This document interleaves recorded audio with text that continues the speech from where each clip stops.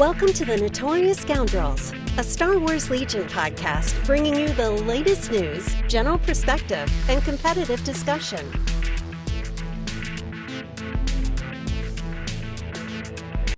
Hello and welcome back to the Notorious Scoundrels podcast. I'm Kyle. I'm here with Mike and David and Zach. Are you guys excited for Squadrons? I am so excited. I'm getting ready for the preload. I'm trying to convince David to squad up Friday morning at 12:01 a.m. We'll see if that happens. I'm actually breaking news. I'm reading something about if you are pre-ordered on Steam or something, there's like a rolling release. So apparently you get like it's midnight UTC, so you actually would get it at 8:00 at night somehow. That's some bull. I am an EA Play Pro member. If I don't get it as early as possible, I'm gonna be upset. I think you'll be better off than me because I think Steam has lower priority, but I don't know. I would imagine. Again, I mean, like EA Play Pro is like that's like. We're the people that get the games from, like, this is an EA game. Like, they better prioritize us. This is their platform.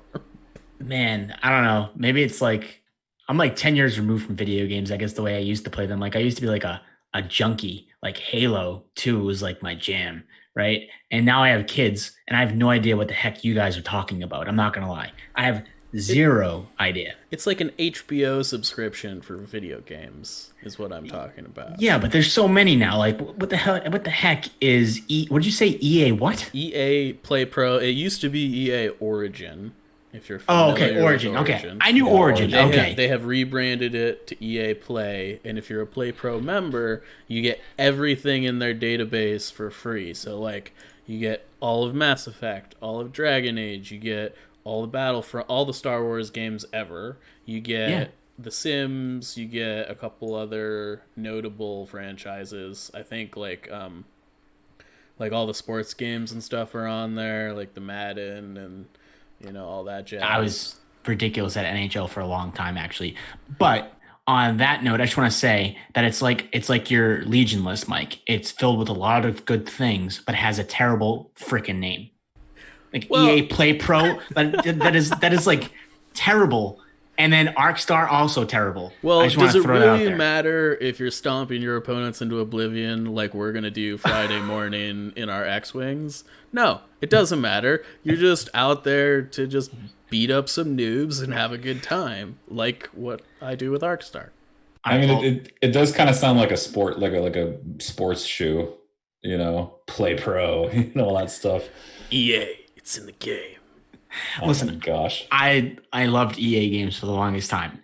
Now, instead of me being a noob and instead of me playing this game, I have no platform to play it on, and I bought a camera to film my kids this weekend. So seriously, I went to Target, got a printer, and then I was like, well, maybe I should buy a gaming laptop because Squadrons coming out. I know a lot of people that want to play Squadrons. I mean, everyone that plays Legion basically wants to play Squadrons, right? And I'm like, I'm going to buy a laptop. No, I bought a camera instead. So instead of playing Squadrons with you guys at like 12:01 a.m., my camera's going to be sitting in the back because hopefully both kids are asleep and I'm not taking pictures of them. But I have that opportunity to do so now. Well, you can take pictures of David's stream while we're playing Squadrons and maybe you'll feel like you're there. Yeah, I guess I'm just going to have to do that. I don't know. I'm just going to live vicariously through you guys instead. Hey, man, we're just bringing value, right? That's what streams are. We just provide value to the viewer. That's what we do. I'm going to be one of those noobs that you guys are curb stomping on my 10-year-old Logitech. I think it has a throttle. I don't know. That's the exact one I have. That's okay. The one I own. Just to be clear, can you raise that up for the camera real quick? Can you turn it around? That thing is. There's a throttle on the back. It may have a throttle on it, but it doesn't have a real throttle on it. A real throttle is separate from the joystick. Yeah, it's not a HOTAS. It's a hand on. HOTAS is short, by the way, for hand on throttle and stick, which means you have a hand dedicated to the throttle, and that one is certainly not. Yeah. Hand on throttle and stick. That's just a little switch. It's like a dimmer switch that substitutes for a throttle. Dimmer switch. Love it. My desk is not presently big enough for that setup, But once it is, I will definitely be VR headset. I saw a sweet picture, I think on the Legion group today, of this dude who like had like a Rebel fighter helmet over his VR headset with his throttle and joystick ready to go. I was super jelly. I don't remember who your name was, but I think it was Mordred or I think it was Mordred. It's something along those lines. It was in the off topic channel. Yeah. In the Discord. And I'm ready for this game. This could be the best Star Wars game of all time if they do it right. Like, we have been looking for a sequel to Rogue Squadron. Not only is this like a spiritual successor to Rogue Squadron, it's multiplayer. Like, I don't know. I'm so ready for this. This game is like, it's basically a remake of X-Wing Alliance, which is like a 21-year-old game. And it's been a long time coming. Our audience has been waiting for a long time for this game. So when was the last time we got a game where you could fly an X-Wing that was good? Battlefront doesn't count because Battlefront ships were bad. No. Starfighter Assault does not count. Yeah. I can't remember because I was like a kid, but Shadow of the Empire I feel like wasn't bad flying ships. But that was like pre-Rogue Squadron. I remember playing Rogue Squadron 3. I don't remember what the subtitle for the game was, but that was like the last time I remember piloting an X-Wing and feeling good about it. And I went back and I tried to like play it on EA Play Pro because you have all of those games on PC, and the graphics really don't hold up. It's really bad. I have to admit, I will admit this. I went to go pre-order a PlayStation 5 just for Squadrons because I'm pretty sure even though it's coming on PlayStation 4, they're going to have backwards compatibility and all that jazz, right? So needless to say, I did put in the effort to buy something that would be worthy to me. Like, I can't do this on a computer. I thought about getting a gaming laptop, like I said. But like, I don't think I can do all that. So it's just easy for me to pick up a controller. But as we all know, also, pre-ordering an Xbox and a PlayStation right now is not happening. It's not happening. I mean, I'm so far out of the console game anymore. I view console players as noobs. I'm just going to say it. You know what? Like, when you have a couple of kids and you have to explain to your wife whether you bought a gaming laptop or a PlayStation, I feel like the PlayStation's a little bit more like of a sell because one, you can put it on the TV that you don't usually use and get away from each other, right? And whereas the computer is going to probably be in a spot where you're both together a lot of the times. Like our desk is in our bedroom and she likes to watch Outlander on that TV, okay? Or it also plays Blu-rays, right? If you get the one that handles the disc and it's not just digital, then I can be like, oh, well, all those Blu-ray discs that are sitting downstairs collecting dust now have use. Can we just hold up? You have movies or video on physical copies nowadays? I don't use them, but she's a huge Harry Potter fan, and I have the 8-disc set. So again, it's an easier sell to be like, hey, this PlayStation 5 can play your 8 favorite movies, but I play Squadrons most of the time, okay? I mean, you've left out the most reasonable reason to get a PlayStation instead of a gaming laptop. It's $1,500 cheaper. I'm gonna say it's way cheaper too. Yeah. Yeah, that's. Like, I mean, like if you've got any reason, please let that be it. Yeah, No, like a gaming computer that. can do all of those things you mentioned. It's just a lot more expensive because it can do additional things. Right. Yeah. Yes. Yeah. I mean, my VR headset is the cost of your PlayStation. Oh yeah, I think it was Tim from the Stabcast was like telling me he was like building a computer, and I'm like, he's like explaining the prices to me on all these things. I'm just like, what?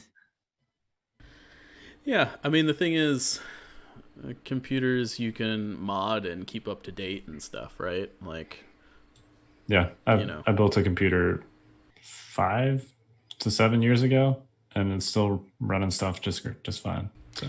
Right, and when it isn't, if you built it right, like you can just like get a new graphics card and put it into what you've got and buy some new RAM and throw it in there. Like, whereas the consoles just like, I don't know. I've got like 5 consoles and they're all sitting in various states in my house, and they're all glorified Netflix machines. That's all they do. Yeah, I still have the last one I bought is a Wii, and that's basically what it's for. I think I built my PC 3 years ago. It's still holding up. I'm still meeting the minimum system requirements at least. Although I have an i5, so we'll see how that holds up if I try to stream off that. Oh, i5. Yeah, it's getting a little old. Yeah. I might upgrade to an i9. We'll see. Yeah, worth it. It's a lot of money. Yeah, definitely worth it.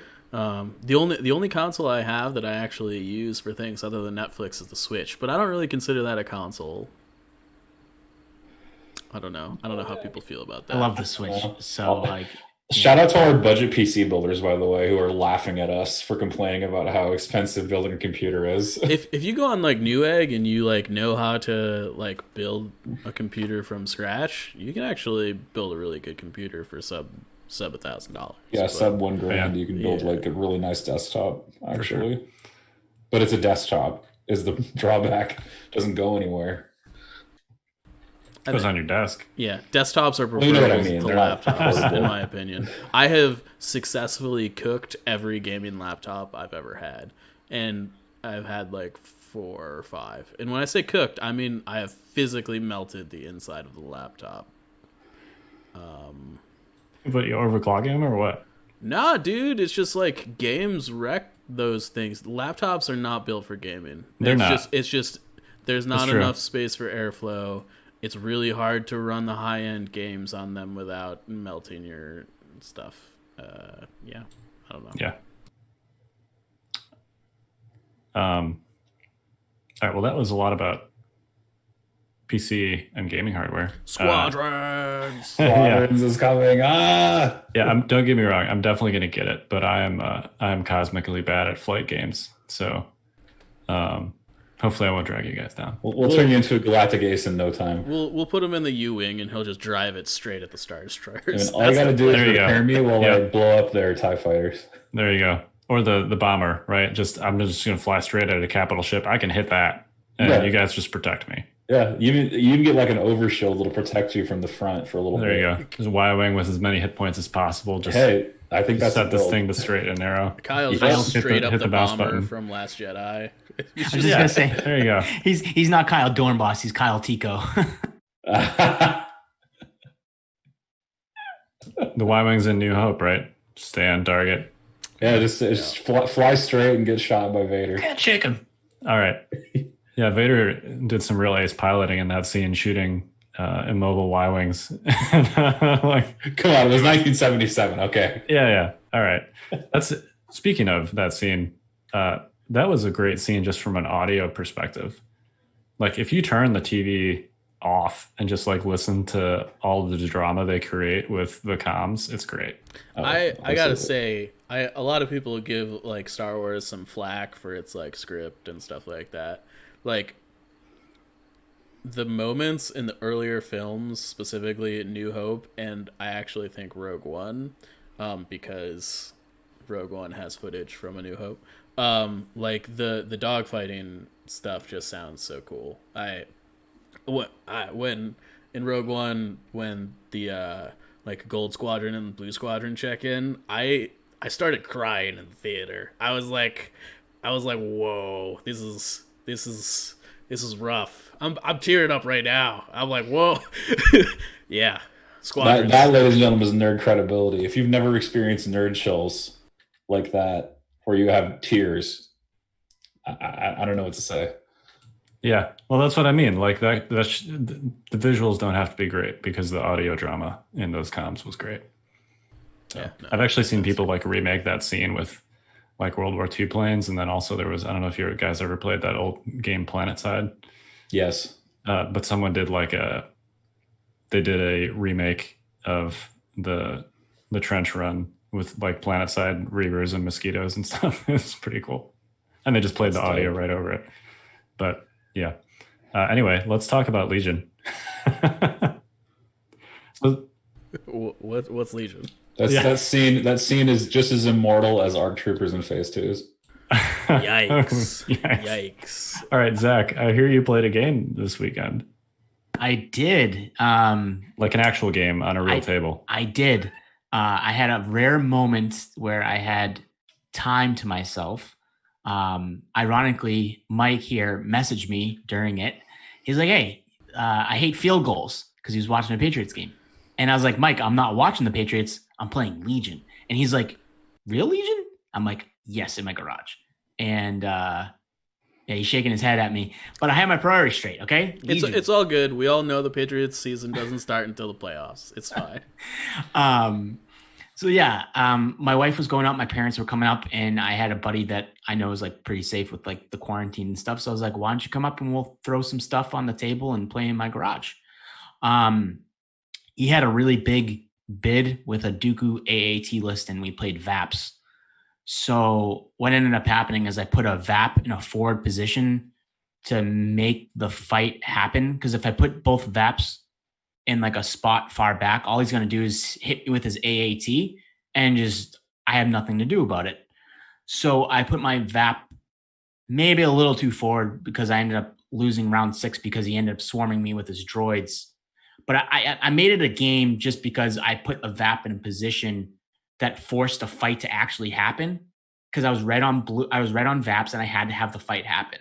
I killed his AAT like at the start of like round 3, so I had that going for me. But the problem is that Dooku does a lot, especially where I'm forward. I have my VAP forward placed, and I have to have bodies insulating that VAP, because if I don't hit that VAP, I can't win the game. So like I had my sniper strikes like back on my back VAP and everything else kind of forward, but the way timing and everything happened, like Dooku was able to just do too much, and then the droids just kind of swarmed in last minute because they were hiding behind like a building. But we were joking about it before the cast. My table looked terrible. I didn't have the table here, and I didn't have a mat here because I keep it at a remote location. Because sometimes I play it at my place of work. Somebody might steal it. You got to keep it off site. No, I usually play at my place of work, but since everything hit the fan, I haven't played. A remote location, that sounds like some kind of Legion black site or something. A secret rebel base. But a secure location. Okay, all right, hold on. To be completely fair, my wife has no clue at how much terrain that I own. So some of that is not at the house on purpose, because I own so much terrain that is not right. Watch out, Zach, behind you. Oh, so she doesn't know about half this terrain. So that's part of the reason. And she also doesn't know that I have like 4 mats there too. So like, these are all things like so yeah, remote location, they're hidden. Okay. So this is like a last minute thing. I didn't bring any of that stuff home. So I knew he had a fold up table there. I knew he had a mat. I was like, hey, grab a table, grab a mat. I've got some terrain here. We'll make the best of it. And when I say we make the best of it, it was really not the best of it. It was a Hoth mat with unpainted terrain, and there's forest stuff, there's sand stuff. But you know what? It was in real life Legion. I won't complain about it. It was awesome. I'll throw a picture of it up on the video. Yeah, there you go. It felt great rolling dice. It just felt so good to just roll real dice. And that's not a knock on TTS, right? Whatever. I mean, TTS dice is another conversation. But like to actually take those dice and roll them into a dice tray, and like, I don't know, like another thing too is, right, we put up the table, we throw the mat down, we put up the terrain, we get all armies out. We did this, we played a game and set it up and tore down in like 2 hours and 45 minutes.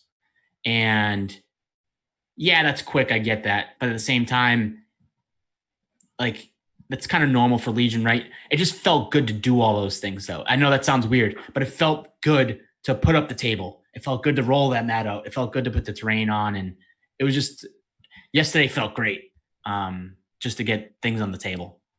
Wait, I mean, you felt like you were actually playing the war game, right? Like you felt like you were playing Legion. Like TTS is great, right? Yes, but it's a great tool. It is such a hollow thing compared to the face-to-face play. Like, let's be real, right? Like, as much as I love TTS, as much as I love the opportunities it affords us during this pandemic, it is still a hollow experience, because you don't get the face-to-face, and you don't get the physical rolling the dice and being with that other player. You just miss out on that stuff. I've come to figure out after playing yesterday that while I like measure a lot of things on TTS recently, because I've played on TTS so often, I just don't care measuring as much as I used to, right? Like I used to measure like everything, and now I'm just like kind of like I go with the flow because I've just played so many games on TTS. It's whatever. Like yesterday, when I'm hovering over the table and just having those, and it sounds ridiculous, okay, but just having those range rulers to just measure certain bands and measure movements and like just figuring everything out on a table. Like I'm not gonna lie, like I went from playing like 3 games a week to like 1 if I'm lucky. And I thought I'd be super rusty on the table, right? Like on a real, especially on a real table where I haven't played in a while. And like I didn't feel any rust. I just felt like I was in the natural like habitat for myself, and it just felt like I can't even put it into words. It just felt so good. Since you play clones, just like the simulations. Hey, to be fair, clones are not undefeatable. I did lose, so okay. You were playing Kenobi. It really doesn't count. I'm sorry. Yeah, I'm sorry. Like, I was saying this earlier. Kenobi could be like 125 points. He still wouldn't be better than Rex, and it's not close. You will pry a Force user out of my cold, dead hands. Whether it's Luke or Kenobi, you're going to have to kill me and take that model out of my hands. Whether it's a virtual model or a physical model. Luke is great, just to be clear. Luke is fantastic, and Kenobi would be fantastic if he was a rebel. I mean, you could play a faction with a good Force user. Kenobi's a great Force user, Force just user. to be clear. He's just not better than the other things that you could take. You know what? And he's on our outline, so why don't we table this conversation until we get to that topic? Because you wrote an article about Mr. Kenobi. I did a very long article that I stand by. Joke not intended there. I'm ready to have it out. I'm ready to go. No, before we move on though, I do want to ask the question: did you use silhouettes, and how did it go? Didn't use them once, but that's probably familiar, like being familiar with my opponent. Whenever I play Legion in real life, him and I play once, sometimes twice a week. So like we had them on the table to be ready, but it never came up with us. But that was just me knowing my opponent and him and I being comfortable with everything going on. Totally like, cool, man. Yeah, I was just asking the question. Yeah, I will say that table that you if we get a pick in here, then like that table is actually pretty silhouette friendly. As yes. Hideous as you think the unpainted terrain is, like all that stuff has very straight edges. Yes, right? It's very blocky. I might have done that on purpose. Right, but it's like why specifically for silhouettes? No, I don't. I never thought that it would be an issue with me and my buddy, to be honest with you, with silhouettes. But I didn't want to put rounded terrain out and then have all these like crazy shots, because I have trees and I do have round buildings down in my basement. But I did bring out the blocky stuff, and then I brought some good.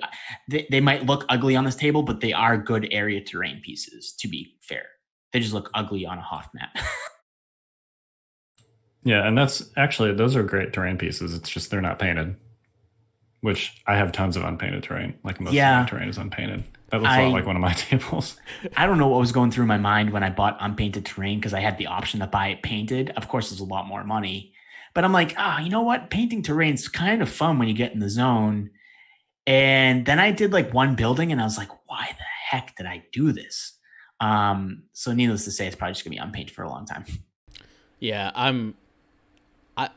it's a struggle to get me to paint my models. You want me to paint terrain? You crazy? What? No, absolutely not. To be fair, this was kind of like a mid-pandemic like passion goal of mine when I wasn't working and I had more time to like do it. So it's like, oh yeah, this is a good idea. I got the time to do this during nap time and sleep time. And my wife was still working because she was a nurse. You know, she's a nurse and she was still working at that time. So I was like, yeah, I could paint all this terrain. And it didn't happen. I think I painted like 3 pieces of terrain ever, and I liked it. But then again, like I didn't have to like store it or, play on it. So, I mean, it's nice, right? It's like a nice idea. But like you say, Zach, you have a hard enough time painting models. I'm very impressed at people that have like tables at home of terrain that they've painted. Yeah. Much less, like we have some friends that have multiple tables. Well, you're being conservative. John and Gordon have like 12 tables between the two of them. And Matt. Yeah. I just like... It's silly. We have so many tables here. Those guys are really impressive. But between the three of them, we can hold a prime championship to like max capacity, like easy peasy. No like question. It's it's impressive. I mean, and just like me personally, I remember back in junior high school playing 40K on a ping pong table with like cereal boxes and tennis shoes and textbooks as terrain. So like, even just the unpainted stuff, Zach, your table looks great in my opinion. Yeah, the first table I ever built, and the only table I've ever built, just to be clear, I built it out of 2x4s. The whole thing was built out of 2x4s. It was like a Helm's Deep thing, and like the bottom of the board was just like plywood, and then I like cut 2x4s into various shapes and just nailed it to the plywood, like. And it was super blocky. Everything was huge because you use a 2x4s. You really can't. Not. Sorry, I'm just kind of laughing because I'm thinking of Tolkien and Helm's Deep, and then thinking of these 2x4s with just nailed to plywood, and like it was super.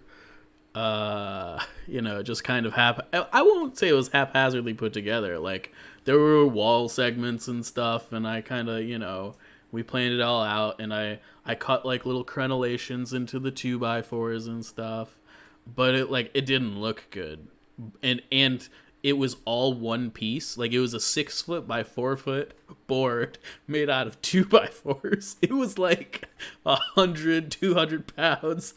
We needed like 4 people to pick it up and move it. It was so bad. And then we never painted it because it was all made out of wood. It was like what are you gonna do with this? Like you could like the wood just soaked up the paint. Like we tried to paint it a little bit, and it was just like. It was terrible. Well, you got to treat it first. Yeah, I'm sure, but we were like 12 and had no idea what we were doing. So, we were trying to like paint onto the wood, and it's just like soaking in. We were like, what are we doing wrong? So we just left it. So it was just, bare wood.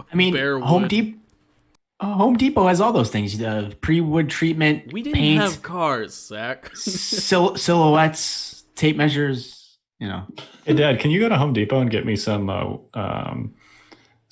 like deck stain for my Helm's Deep table? And you got to understand, where I grew up, Home Depot was a 45-minute. Everything was a 45-minute drive. Like, there was a grocery store 6 miles away, and it was like a mom and pop thing. You had to go all the way to the city, which was like a 40-minute drive from my house to get to anything. So Home Depot was kind of a stretch on those terms, so yeah.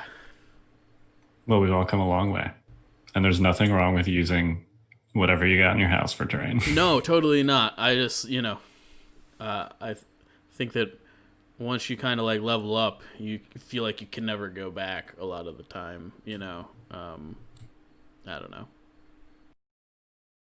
Yeah, no, I agree. I mean, we've had games where I'm like, man, a cereal box would make a great line of sight blocker on this table, but can't do it. Yeah, I mean, we got to get your stuff painted, specifically like those craters and stuff. I think the buildings are mostly okay, but no, we do. I need to work on that. I have too many models that I need to paint still. And you got an airbrush, like it should be easy fun times for you. You'd think so, but airbrushing still takes time, and terrain is big. Okay. This is why I'm extra impressed with people that managed to actually do it. It's easier to do with... All right, here, this is... Why don't we go to Hobby Talk and push it to Hobby Talk? Because, okay, let's do Hobby Talk. It's part of that. Get out your brush and paint. It's hobby time. All right, go ahead. So the thing about the airbrush is this. You have paints that actually match the paint that you would use like hand painting, right? Like you have I'm assuming you have GW airbrush paint or something like that along those lines. No? No, it's Vallejo. Okay, Vallejo. It's because like you spray something through an airbrush, it goes really fast. If you're like those Citadel air paints, you buy like one can and it lasts for one coat. And you're like, oh, well, all right, that's gone. There's $6 down the tubes. That's part of the thing. So Vallejo has paints that I'm sure that are close to some of the paints you own in your Citadel or Vallejo or whatever you have for hand painting, I mean, right? Mm-hmm. Yeah. They're close to that. Yeah. The issue that I run into without having an airbrush, which I'm probably going to get soon because that will actually get my terrain painted, is that when you use a rattle can, which is good for terrain, like I usually do like automotive paint and then like I'll use like a rattle can of like Krylon. The issue is that I cannot find paint colors that match the Krylon colors unless it's like black and white. And terrain's not just black and white. There's tons of different colors for terrain. So my issue is without an airbrush, I actually cannot match those colors correctly, which is a major problem, especially for my OCD brain. Yeah, don't get me wrong. It's easier with an airbrush than it is without an airbrush. I still can't get past that barrier. I mean, color matching generally, I find between brands, like whether you're airbrushing or not, is really difficult. I've found, like, I personally think the GW paints are amazing, but I'm unwilling to pay the price for them for the most part at this juncture in my life. I generally use Army Painter stuff, which I like less, but am happy enough with. Like, I find that I have to water down Army Painter paints way more than I have to with GW stuff. GW stuff tends to be like way more ready to go, and I also hate that like Army Painter stuff's in like droppers. GW's like you can like shake it up and like open the lid and use the like thing on the inside to like grab a little paint if you just need to do like a touch up or something, right? Which I really enjoy. I love it. Here I am giving bonuses to GW again. God. But I mean, they know what they're doing. But yeah, I find like matching, like I've got I've got some old miniatures from some of my like Warhammer and Lord of the Rings stuff that I did with GW paints before that I tried to like match colors with Army Painter stuff, and it's just I can't get it right. I don't know. I mean, I've even run into that within the same brand. Like I have some GW paints that are probably 15 years old, and you know it's notionally the same color, but they're not. Yeah, no, and it's I don't know. I find that frustrating, especially when whatever color you were using was like a large part of the model, right? Like you did your Space Marine armor in like a particular color, and then like 5 years go by and like this new suite, like they come out with Primera Space Marines, and you're like, okay, well I'm gonna add some Primera Space Marines to my regular Space Marine armor. You go to get the same color, and it turns out that it's like a slightly different shade. You put them on the table, and they look like they're, I don't know, different. Yeah, that happened with my Dark Angels. They're green. There's a color that's literally called, well, it used to be called Dark Angels green. I think it still is. I think now it's called Caliban green. Oh, yeah, you're they right, changed it to right. Caliban. But So it's supposed to be the same color, but I had like my old Dark Angels models that I painted with Dark Angels green, and then I had to buy Caliban green, and I put it on there, and I'm like, this does not look the same. And just to be clear for all our viewers that are unfamiliar with Dark Angels, Caliban is the homeworld of the Dark Angels, so it still makes sense. It's not like it's just like another green with a random title. Like it's clearly intended to be the same color. They've saved like a fraction of a cent printing the labels, ergo the name change. I think it might have been a copyright thing, but maybe, I don't know. Oh, maybe. I don't know. I don't know. There's a lot of colors that have changed names over the years too. I don't know why they do it. Yeah, I don't know why they do it either. I will say gunmetal, which is now apparently gunmetal. I don't know. They changed a lot of it to like roll off the tongue a little easier. Like Dark Angels green doesn't sound very flashy, but Caliban green kind of, I don't know. It sounds better, I think. I learned that their orange base color is Jacaero orange. Yeah, thank you, Sir Astro, for pronouncing it correctly for all of us who were confused. It's really bright too. Yeah, it's super bright, that orange base color. It's also really transparent, as oranges and yellows tend to be. I hate oranges and yellows, man. They're so hard. I mean, they're in the category of hard to paint with. I also find red can be tough sometimes. Like, it just the pigments tend to be way harder to get a solid consistency on. Yeah, speaking of red, I painted or started painting some IRG who are pretty much entirely red. I Oh, I the hate reference. Kyle There you put go. these in our chat, and I was like, "What the heck are those?" As Yeah. in, not in the paint job. The paint job's great, but as in, this guy's like built a ton of droids, but he's painting IRG. Like, what are you doing? You got to I mean- remember, this is the dude that won Nova with Palpatine. with half painted IRG, Yes. Which- Shame. which has been on my list to finish. So I'm looking at them and I'm like, this is embarrassing. I need to. They were basically just base coated red, which I did for Nova specifically, because it was kind of a last minute situation with Palpatine, which we talked about. That was a year ago. So I essentially played him accidentally, but I'm like, I need to go back and fix these guys. So I started doing some proper blending with the red. When you have a mini that's like literally one color, I was looking at pictures of IRG, like in canon pictures of IRG, and I'm like, man, these guys are just red. That's it. So you got to do some blending and stuff to make the model have some depth, since it is all one color. So I wanted to talk a little bit about blending, because I don't think we've done that yet for Hobby Talk, right? No, we have not had a segment on blending, no. So blending it's a little bit more like, it's sort of one step beyond dry brushing and washing. Basically, you're mixing paints. So typically what I'll do is, so for these guys, I got my darkest red and I base coated them in the darkest red that I have. And then I took like the next, so that was, here I'm using Citadel paints here, actually I have all the colors. That was corn red. I don't know if it's still called this or not. It is. But okay. It is. I think it used to be called Blood for the Blood God or something like that. I don't know. That's the technical paint. That's the, oh, okay. Well, anyway, dark red. And then I took my next brightish red, and basically used a wet palette, which I think we have talked about wet palettes. Yes. Yes. What is this? Mephiston? Would you use Mephiston next? So the pot that I have is Evil Sun Scarlet. Again, not sure if it's still called that or not. Some of my paints are like 10 I'm years assuming it's Mephiston, just looking at the color. old. Yeah. You But- can tell it's not by the label being blue. okay. It's a layer paint.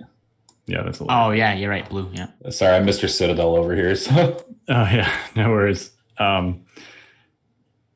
yeah, a wet palette is basically, I actually have it right here. It is a sheet of, it's a tray, and in that tray is a sponge. which looks my like you sponge is- slaughtered an animal on it. I was just gonna I was say blending red spooky season here. sponge, right? And then on top of that sponge is a sheet of acrylic paper, which is covered in red. And essentially, when you're blending, you put a pool of that dark color on the, at least this is how I do it, on that wet palette. And then I just add like a little bit of the lighter red, and then you mix it up.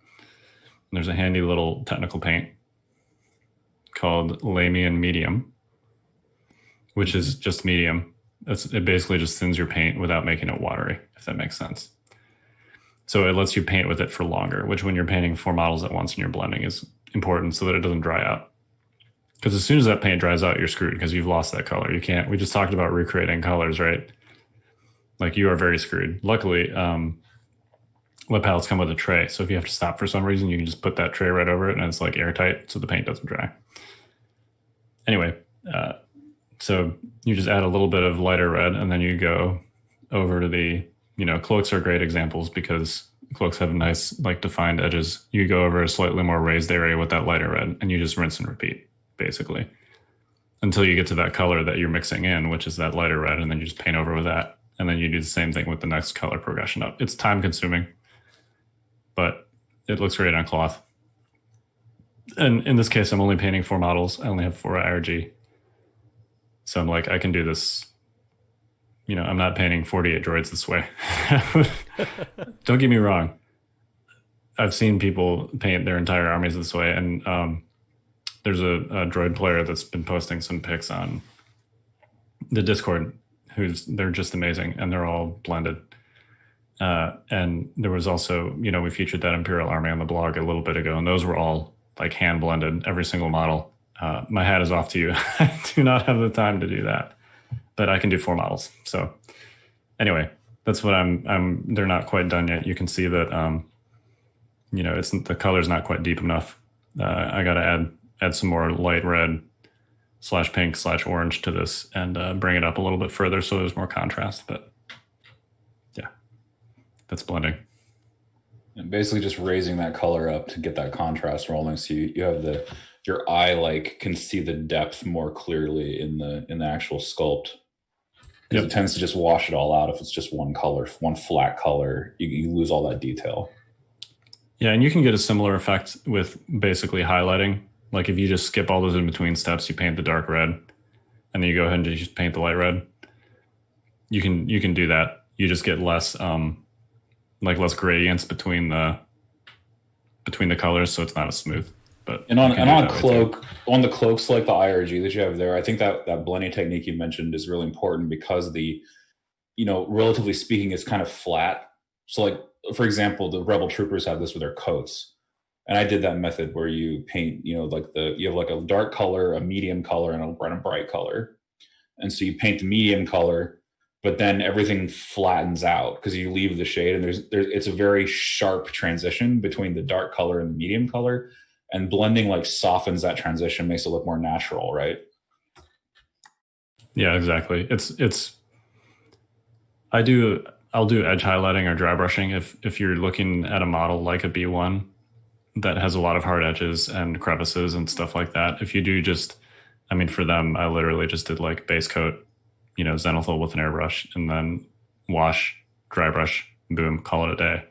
Because they have so many hard edges and crevices, the crevice eats up that wash, and the hard edges, are as great for dry brushing. But if you've got an organic or something like cloth where it's a lot of smooth edges and stuff like that, I feel like it's worth it in those instances to take the time to blend. I did not do that with my Rebel troopers, which is why they look terrible. Yeah, mine look because I wasn't going to do it like 35 times, but yeah. I mean, I don't know. I think that blending is something that if you want to take the time to make your models look good, you should pretty much do it on every model. I feel I don't know. It's a technique that is pretty common. I think. Yeah, I'm not saying just do it with cloth. Dry brushing. I think cloth is the place where I do it the most. I did that with my IRG, except it was black to a black gray, and I did it I did the same thing with my Vaders and stuff. And I tried to do it with my Stormtroopers, but it didn't work out. It just... White is really hard to do that way. Yeah, I tried to, and I pretty much... Every time I paint a new Stormtrooper, I just kind of skip the blend in because it's not worth it. Yeah, blending white's really hard. So is black, but white's probably more difficult. Yeah, I think black is my go-to color, so I do it a lot. So it kind of is. I feel like I can make it look a lot better. So. Anyway, that's my blending bit. You guys got any more hobby bits other than what we talked about already? I painted one ARC trooper. Well done. Took me 35 minutes. Again, I was in the zone, doing this thing, painted it up, 35 minutes. I'm feeling great. I got 2 more ARC models. I'm thinking I'm going to bang the squad out tonight. And the baby woke up. My wife was asleep, and the baby decided to stay up, which, I'm grateful for. I love spending time with my kids, even in the middle of the night. She's cute as a button. But at the same time, I'm like, listen here, cute as button, baby girl. I got ARC troopers I want to paint, and I got some paint poured. What are you doing? She didn't comply. She just wanted to stay awake and stay in daddy's arms. So I got one ARC trooper, felt really efficient for a while, and then efficiency went right down the window. Do you not batch paint your squads? I used to, and then I had another kid. Okay. All right. I figured I'd ask. I find that going back to the never getting colors right thing, like I generally do like one squad at a time, so that when I mix stuff, I can at least keep it coherent within the squad. I have the same technique for my clones every squad, so it doesn't matter when I do it. So that's like the thing. I originally was going to do it one way. I realized it was not going to be possible real quickly. So whether it's phase 1s, Rex, Obi-Wan, phase 2s, arcs, it doesn't matter. The technique is the same every single time. They're not going to be like the best looking clone army of all time, but it looks great to me. And I like the outcome that I get with it actually. So I just roll with it. Like, I mean, honestly, like before kid 2, and I got my kid on my other kid on a good sleeping schedule. He'd go to bed, wife would go to work. I was painting phase 2s pretty quickly, especially when I was rushing to get them ready for Adepticon had it happened. So I was cranking out squads a night, honestly. Now, no, definitely not batch painting. And that's just because with the newborn, it's just tough. Like you never know when they're gonna wake up. Like I either have 3 hours or I have 3 minutes. It's Russian roulette with a kid. Yeah, I feel interesting that you use Russian roulette as the analogy there instead of like, I don't know, like gambling or something. Well, this took a dark turn. Yeah, I mean, well, a kid is like a loaded gun. You don't know if they want to poop, they want to eat. They can't tell you what they want. So I got to pull the trigger on one of those things and hope for the best. Sometimes you overfeed them and they spit up a lot because you thought they were hungry, but they really needed to go to the bathroom. It is what it is. I think Mike's point is there are plenty of non-lethal gambling alternatives. I know what his point was, but yeah. I tried to spin it into a logical thing. I was following you, Zach. It was a loaded poop gun. I'm not sure that we should equate parenthood with playing Russian roulette. It seems like I don't know. It seems the actual counterproduction of raising a new being as opposed to taking a life. I don't know. It's just the circle of life. The old has to make way for the new. Should we move on to Intercept 101? Please, dear God, get us out of here. Wait. Do we have any controversial items this week to skip over it? Wait, what? Oh. No, we've postponed it like 4 times. I think we should actually talk about it. It's okay. We're going to make it controversial. I got this. We're going to do it. Get ready for advanced tactics. All right, so Intercept the Transmissions.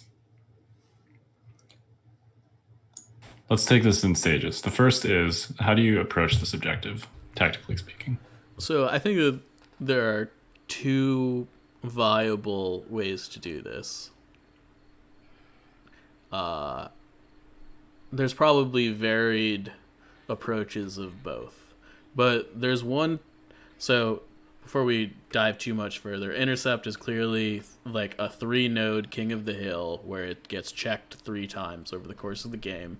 At the end of turn 2, turn 4, and then at the end of the game, whenever that is. Which is a super important note. Which is the controversial part that we'll get to later. All right. I feel you. Yeah. But so you can either take an aggressive approach and score your points early, or take a less aggressive approach and score your points late. Generally, Intercept goes down to a tie because, generally speaking, 2 of the nodes are like air quotes safe. That's like less common these days, I think, specifically with some of the newer deployments. But traditionally, there's generally 1 safe node for either player, and you're fighting over like the middle one. Even on deployments like battle lines, where notionally you can contest any of the three. Personally, I find that most players, myself included, tend to kind of pick two of them and focus on those two. And then the other player sort of naturally picks the other two and focuses on those two. It's like an unspoken like thing that everyone kind of like does for the most part without even thinking about it, right? I think it's a consequence of just the scope of Legion games. You often don't have enough units to feel like you can contest 3 points effectively. You really have to kind of pick which two you're going to dedicate units to and fight over. And often you're picking one that is like, there's clearly one that your opponent is the least likely to basically contest. So you often throw like 2 units back there, maybe even just one, depending on how defensible it is. Like, and often those units are pretty flimsy. Like, they're like a sniper team or, you know, like a naked rebel trooper unit or something. And they're just there to kind of sit there. Or, you know, shoot at a high range. Like FD turrets are like great for that if you can get them on top of the intercept point or whatever with like a scouting move or something. So yeah, I think that there are some unique units that are coming into play, and you know, priority supplies I think changed that a little bit with the deployments and like units like Staps and Mandalorians and Imperial Special Forces. I feel Vital Assets. Yeah, Vital Assets. Sorry. Yeah. You know. Sorry. No, you're right. I got to get the name right. It's important. But I think that a lot of that stuff has changed some of the calculus on this to a pretty high degree. Like if you airdrop an ISF unit so that it's like threatening the safe, like your opponent's safe one at the beginning of the game, but they're also like behind a line of sight blocker, like all of a sudden, you know, your opponent's got to start considering, well, I have to commit more than a strike team because, you know, the ISF unit's going to like beat it in a one-on-one duel hands down. Like it's not going to be close. And Staps are like super effective. They're like the speeder bikes we always wanted, you know, and they can go where we want them to, you know, and Mandos are just real good too. So I would put ARC troopers with jump packs into the equation, but I don't think people are really putting jump packs on them right now. I want to add something just to this as well, and this kind of goes back to something you were saying earlier about a lot of people don't feel like they have enough army to contest 3 points. So I guess a lot of that is the product of the fact that in Legion, if you have an imbalance anywhere on the board, you don't want that disfavorable imbalance to persist. And so what people will do is they'll try to stack as much of their army in one area of the board as possible, just concentrate their forces in one place so that they have the best chance of surviving contact with the enemy. And if you're spread out a lot, you're taking a huge risk that one of your elements gets overwhelmed and then you're just behind. And so you're trying to like, you're focusing on 2 because you have one that's like the easiest for you to play for. And then you have the other one which you can play for with all your might. So you're trying to like maximize it that way. I think that's a really good point. It's kind of an exacerbation of the issue that a lot of people have with Infiltrate generally, and like why Infiltrate gets a bad rap as like it's bad. And I know we're getting a little bit off topic here, but I do think it's relevant. Like whenever the whole reason to keep your army together is so that you can fire all your guns once you're engaged. Like anytime that you've got one guy engaged with, even if he's outnumbered, like you're like, and it's not their whole army, you're still at a disadvantage there. You know, some things can get around that, and I think like Mandos are actually pretty good at that. You know, like they just jump in there, get in melee, and like you're like, okay, I'm in. You know, and I think that a lot of melee units specifically, if they can safely get into a situation, they can kind of beat that premise because like your enemy can't bring the guns to bear, right? Right, or they'll fight to the death and trade up. Right, exactly. Right.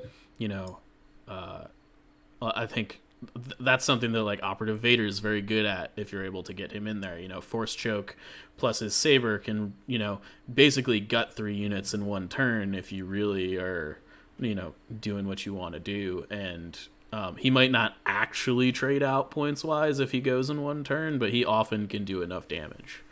Right. He'll give you he'll buy you enough time essentially. Yeah.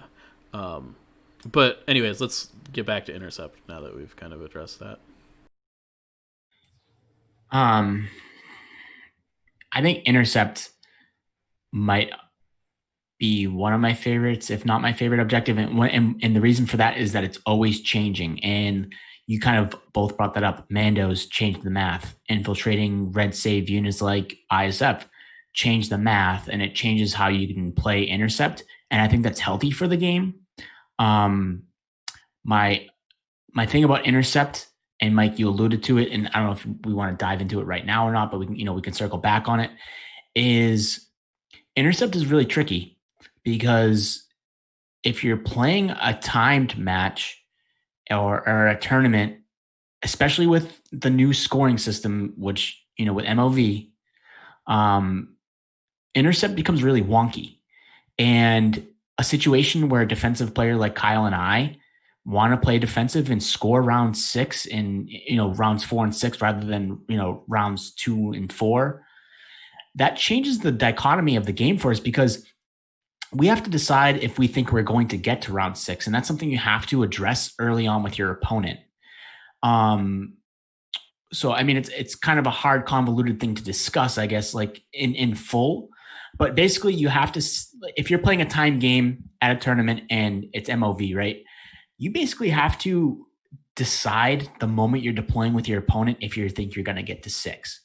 Because Kyle, you have to, maybe, you can take this a little bit further than me, but in a game where you have to be aggressive, I'm assuming you're like me, you deploy a lot differently than a game where you're going to play defensive. And it's kind of hard to judge a player that you've never played against at a tournament, right? Let's say it's somebody you've never played, okay? And you're playing a time game and it matters. You have to make that judgment call during turn 0 on whether you think you're going to get to that 6 point. And you have to make the decision if you're going to play aggressive or defensive. And for players that want to play defensive, and they play defensive most of the times, like Kyle and I, that's a tough decision to make at turn 0, because you're relying on a social contract that's going to get you to turn 6. And that's an unwritten contract. Like, you don't have to go to 6. I get that. Right. Yeah, it's not enforceable. It's right. And again, that's like another rabbit hole kind of discussion, but it's a legitimate problem with Intercept. That I'm sure that's what you were alluding to, Mike. Yeah, I mean, I think that we should talk about the strategy and tactics behind Intercept before we jump into that portion of it, because I do think I will actively avoid Intercept in a tournament scenario for that reason.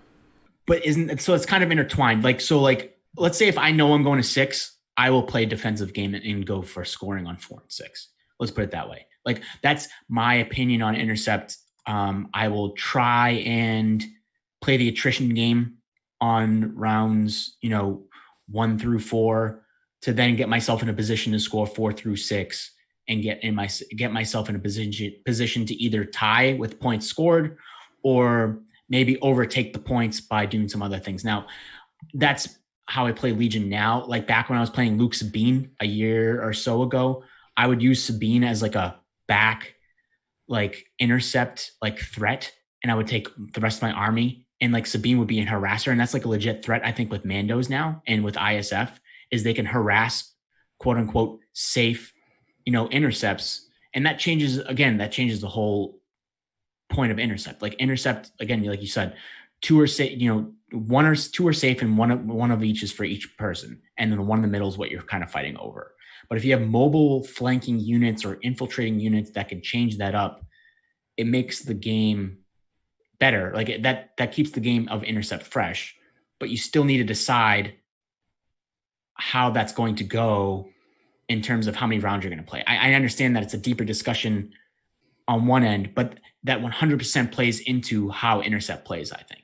Well, for the purposes of at least the strategy portion of this, let's assume that you're going to play 6 rounds. Because that should be the expectation. Now, whether that is or not, is we can have that discussion later. And we've already talked about time and chess clocks somewhat recently on this episode in much more depth. But for the purposes of tactics, let's just assume that we're talking about 6-round Intercept here.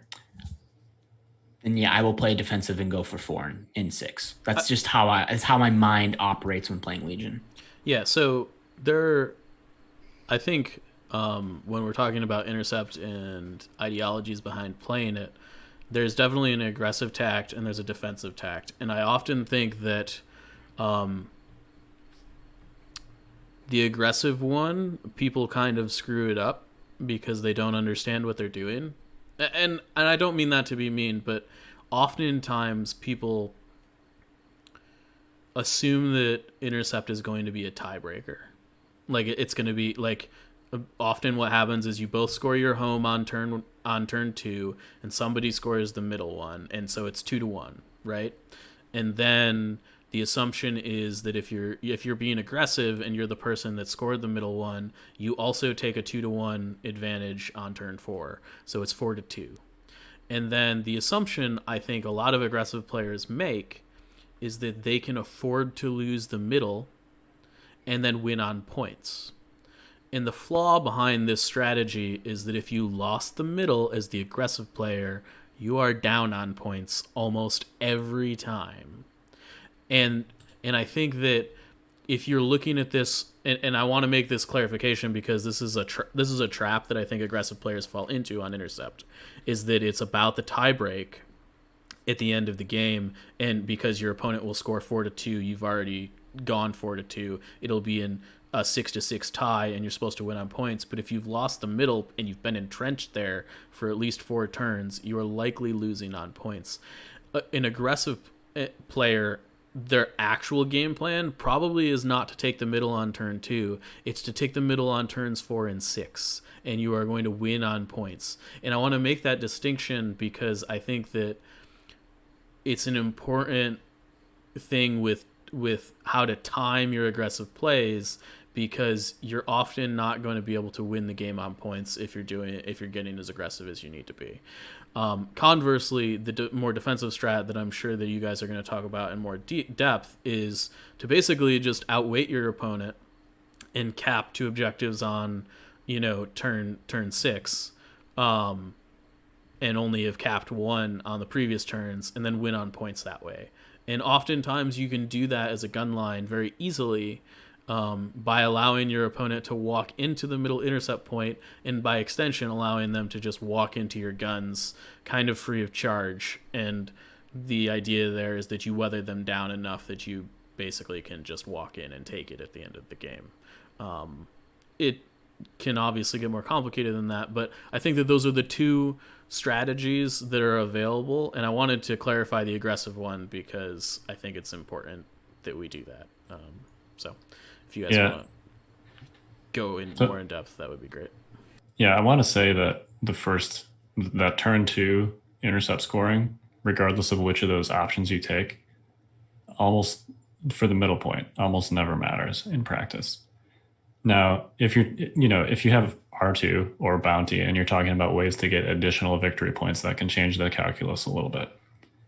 But in my experience, like you said, if you're an aggressive player, it's about both the turn 4 and turn 6 scoring. And the turn 2 scoring is at best a trap and at worst kind of irrelevant.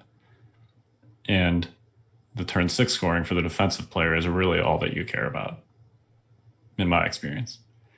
I think those are both valid strategies depending on what kind of list you have and what the table looks like. There are tables, for example, that have a decent sized line of sight blocker in the middle where one player can essentially just score the middle for free, right? Without risk.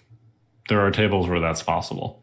And if that's the case, then you can't be that defensive player and just be like, well, I'll just wait for 6 and then I'll do the scoring. Because you have to be, at some point, you have to be killing units to get up on points for that to work.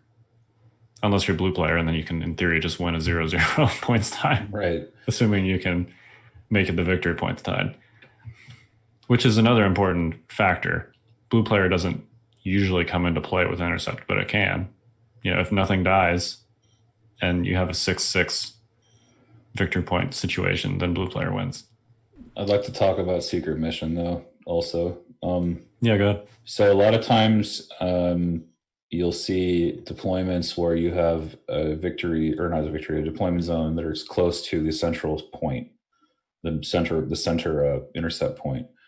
There are some strategies that you can employ with your R2 unit or any Secret Mission unit, really. Padme is included in this, where you can do a fork. Because often what happens is turn 6 comes down to unit leaders.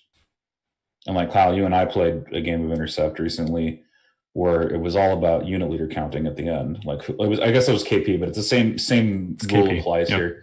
Same rule applies. You're trying to count unit leaders to figure out who's going to actually get it on 6 if you've been playing to that point. And what you can do with R2-D2 is you can put him in a place where he has a choice. I think you can do this even without blast off. You can put him in a place where if you're going to lose the middle, you just run for Secret Mission. And if your opponent if you can win the middle with R2-D2, you just walk into the middle, and like your opponent can't really handle it. Yeah, I mean, either way you're getting a point, whatever that is. A good example of that is Luke Cook actually did that in the Invader League Season 5 finals against me. And there wasn't much I could do about it. Like, R2 was either going to score Secret Mission or he was going to jump on the middle point, both of which I had a difficult time dealing with at the time. And that only happens on like advanced positions, major offensive battle lines. It only happens when you have that short distance between center and deployment zone. Was it danger close? No, we were playing rollout. Rollout, really? Yeah. Oh yeah, because he had that point there. Yeah, there was a weird line of sight blocker that really enabled blast off in that. Oh yeah, in that for scenario. sure. But I think that to the point about Secret Mission generally, and to a lesser extent Bounty, but I think Bounty is significantly less good. There's kind of a misconception out there that like Secret Mission is good on things that don't have high victory point totals. And I think that it's easy to fall into that trap on Intercept, but I think that it often, like Intercept, it often matters a lot. Secret Mission specifically. Often with Bounty, if you have achieved your bounty, you're kind of winning the game anyways, because you're killing their important characters a lot of the time, and it's kind of a win more. But with Secret Mission, we were talking at the beginning about wanting to consolidate your forces around a central push, right? And Intercept, unlike some other objectives, doesn't allow you a ton of flexibility about where that fight is going to take place. And so you can use Secret Mission to kind of veer, like you can drive your R2 away from where where the battle's going to be at the beginning of the game, and you can kind of plan out where he needs to be on those given turns to safely achieve the objective. And if you're both kind of like shooting for a points tie at the end of the game, it can often be just as good as if it was on a low victory point count objective. I'd like to piggyback off that because it kind of boils into the point that I was going to bring up, is that like Intercept, I know that we've discussed, VAPS being an objective that like the first person to kind of make a mistake can sometimes have it like snowball, but I actually think it's more so important on Intercept. Like if you make a mistake on Intercept, it's going to start snowballing because you have to fight over that one area. Whereas VAPS, you can kind of control the areas that you're fighting over because you place those VAPS. But in Intercept, you know that the battle has to take place in the middle, 9 out of 10 times, right? So if you're the first person to make that mistake across that middle battlefield, like it can go south real quick. And Kyle, as a defensive player, kind of like how I will play it, right? I will sometimes on like round 2, a scoring round, if there's like a line of sight blocking piece of terrain, what I'll do is I'll take like a low caliber unit and I'll make it look like they're gonna try and pressure to score. Like even if it's like, let's say you're playing like this game with your opponent and you're both afraid to move towards the middle, but you have an area where you can make it look like you can get a unit in there to score. And you kind of bait them to then push 2 units in because they want to play aggressive. And you make them overextend. You now have made them make a mistake that you can kind of capitalize on. Like, just because you're playing defensive doesn't mean you can't play offensive, is what I'm basically getting at. Is you try to, like, I will try to force my opponent to think that I'm playing aggressively, but I'm actually playing defensive, and I want them to overextend and make a mistake. Because mistakes in Intercept are more prevalent because you know where the battle is going to take place. Yeah, you can actually there are ways to score the center point on the early turns somewhat safely. We already mentioned line of sight blockers. The other is basically like last first scoring. So you position a unit such that it's in a relatively safe location, but it is within 2 move actions of the center point at the end of turn 1. And then you wait until the last activation of turn 2. And then you just shoot that unit in there, bump it in there, tag that point. Or you get wasted by ARC troopers, but I get your point. Well, standbys aside, not everyone has range 3 universal standby. So you bump your model in there, your unit leader, you score the point, and then the first activation next turn, you play a high priority card and you get him right back out of there. And you can do that multiple times if necessary, depending on what the terrain looks like and how your opponent is contesting. Yeah, and I think that the point I think, Zach, you were making about kind of like the errors in, like how an error can feel like it is more important in Intercept. I think that kind of stems from the fact that when you make a tactical error on Intercept, you tend to be like in range of every gun in the enemy army, as opposed to like a strike team and a storm squad can get to me. Like, it's only 2 squads. Like, I'll probably be okay on like a sabotage or something. Like, only a couple elements can often get you. Whereas like when you're engaging that middle point, it's just like if you mess up and do it too early or whatever, and you leave somebody out there high and dry, like 10 units are about to just like level guns at them, and they're often just dead. It is basically like Kylo Ren shooting Luke Skywalker on crate. Like, that's what it could feel like at times. And that's like why like that mistake on, like you said, that mistake on VAPS like can happen, but on Intercept it can happen just like way worse, and it'll feel like way worse. And you can kind of go spiraling. Like I said, it's kind of like a snowball effect, because like what happened to that unit can now happen to the units behind them too, like because that whole area is established. Which again, standbys, to bring that up, what factions, or I mean, if we want to go to lists, we can do lists, but like what should be taking Intercept right now? Because I'm not sure that anything other than like a clone list should be taking Intercept, if I'm being honest with you. Rebels should not be taking Intercept. I'm just going to throw that right out there. I don't know if Rebels should be taking Intercept. And now that's not to say they can't win on Intercept. I think like with Mandos, that changes things a lot, right? But I think you're okay playing Intercept as red with Mandos, and you might not particularly want that as Mandos.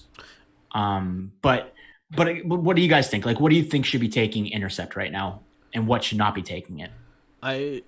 I fall into, so I think it's not super fair to talk about clones being the only thing to take Intercept, because I sort of think that applies to every objective. All right, fair. I mean, Okay. To be fair, I mean, like the standby bubble thing makes it very hard to interact with just about every objective in the game. That is why it is good. Like, so I think that like clones just are better at an objective-based game than other factions. Okay, that's a less than subtle admission that Legion as a whole is broken. We're not going to talk about controversial topics here, but I just wanted I wanted to take that and kind of put it aside. All right. Zoning areas is very important in Legion. That's not a hot take. Yeah, I just like it's a thing. I don't know what else to say about that. Regardless of what objective you're playing. Yeah. I mean, I just like the idea that clones were bad at bombing run was like, people were like, oh, clones are going to be super bad at bombing run, and then they ran into the a standby ball, and they're like, oh, they're actually really good at it. Like, you know, and like Yeah. that's the objective they should be the least good at, right? Turns out feeding 9 attacks to your best positioned unit in 1 turn is good. No doubt. sorry. But I think to maybe answer your question in a more effective way, is that I think that armies should avoid intercept if they, generally speaking, deal a low yield of damage to enemy armies in contrast to most armies. What I mean by that is they often have more snipers, or, you know, like the Cassian gun line often deals quality wounds, but it doesn't deal a lot of wounds, right? And intercept is often an attrition based battle that you really have to like you're going to be firing with almost all of your units after turns like 3 and 4, you know. And I think, you know, if you got like a B1 horde, I think you're in a much better place than a rebel gun line generally. And I think you alluded to that a little bit, saying rebels were generally bad at intercept, but I think it's more of a you want to be able to deal the lists that deal high numbers of raw hits, I think, are just a lot better at it, because it does tend to devolve into you know, who can shoot the other person more. Yeah, I was going to say non-stap CIS are probably really good at intercept.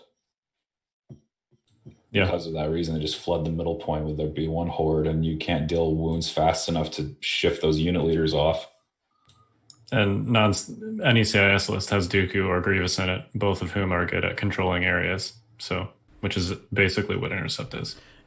It's also worth noting that force push is generally worth its weight in gold on intercept. I mean, it is generally, but I think on intercept it shines more because oftentimes you can, you know, like you can push a unit and like then draw another unit out with melee. Like there's a lot of like weird stuff you can do with it. Yeah, like if you're up in activation, or you get yourself, like if you are tied in activation, to get up in activation, I mean, you want an order on your force user like pretty much all the time anyways. So you control them going last, and as long as you preserve your your activations and like you stay up that act, there's nothing your opponent can do to that force push. Like there's nothing they can do about it. Yeah, it's an objective where you can remove a scoring unit simply by repositioning them, which makes force push, things like You Disappoint Me, really good. And a force choke. Yeah. Potentially. It depends on, so this actually came up in my team league game. It depends on how your dudes are positioned. If your unit leader is the only one in the area, then yes, force choke works perfectly well. If you have non-unit leader models that are also in the scoring area, then force choke is not going to be as effective. But force choke is really effective at like bombing, run, and recover, where you can choke the unit leader and they just instantly drop the objective. Yeah, it's often good on like KP too, because sometimes like unit leaders are the only thing in base contact Right. with a piece of terrain. Right. Yeah, that's what happened in my team league game. Dooku literally removed like 3 scoring units on the last turn, basically all by himself. Yeah, I mean, Because That's You Disappoint disgusting. Me, force push, and choke. I mean, Yeah, Dooku's insane at intercept. this is an objective where like force users tend to shine. The issue is getting them involved in the process a lot of the time, having them survive to turn 6. Because like we were saying, if you get a unit out of position, like your force user is about to, you know, literally Kylo Ren is going, you know, all Luke Skywalker on your face, and it's just not a good time. And it's very heavily terrain dependent. Force users excel at controlling areas directly around a line of sight blocker for a variety of reasons, right? Most of them have jump. They have force push. They often have command cards that deal with repositioning units.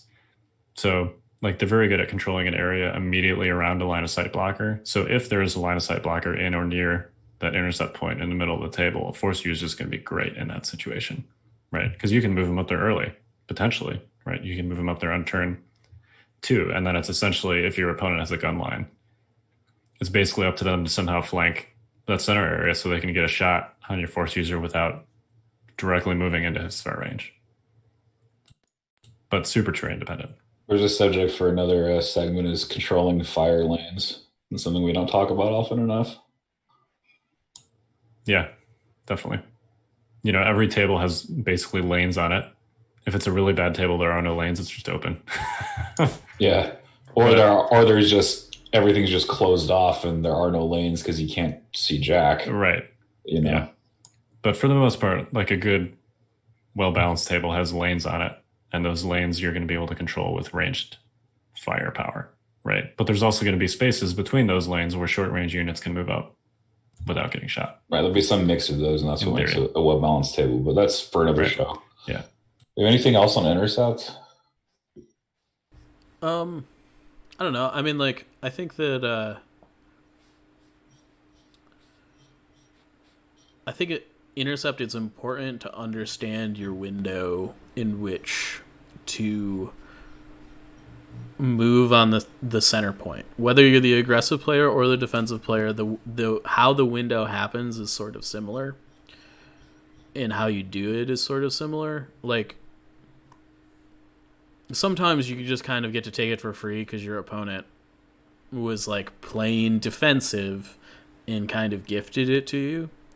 And oftentimes that's because they made a mistake.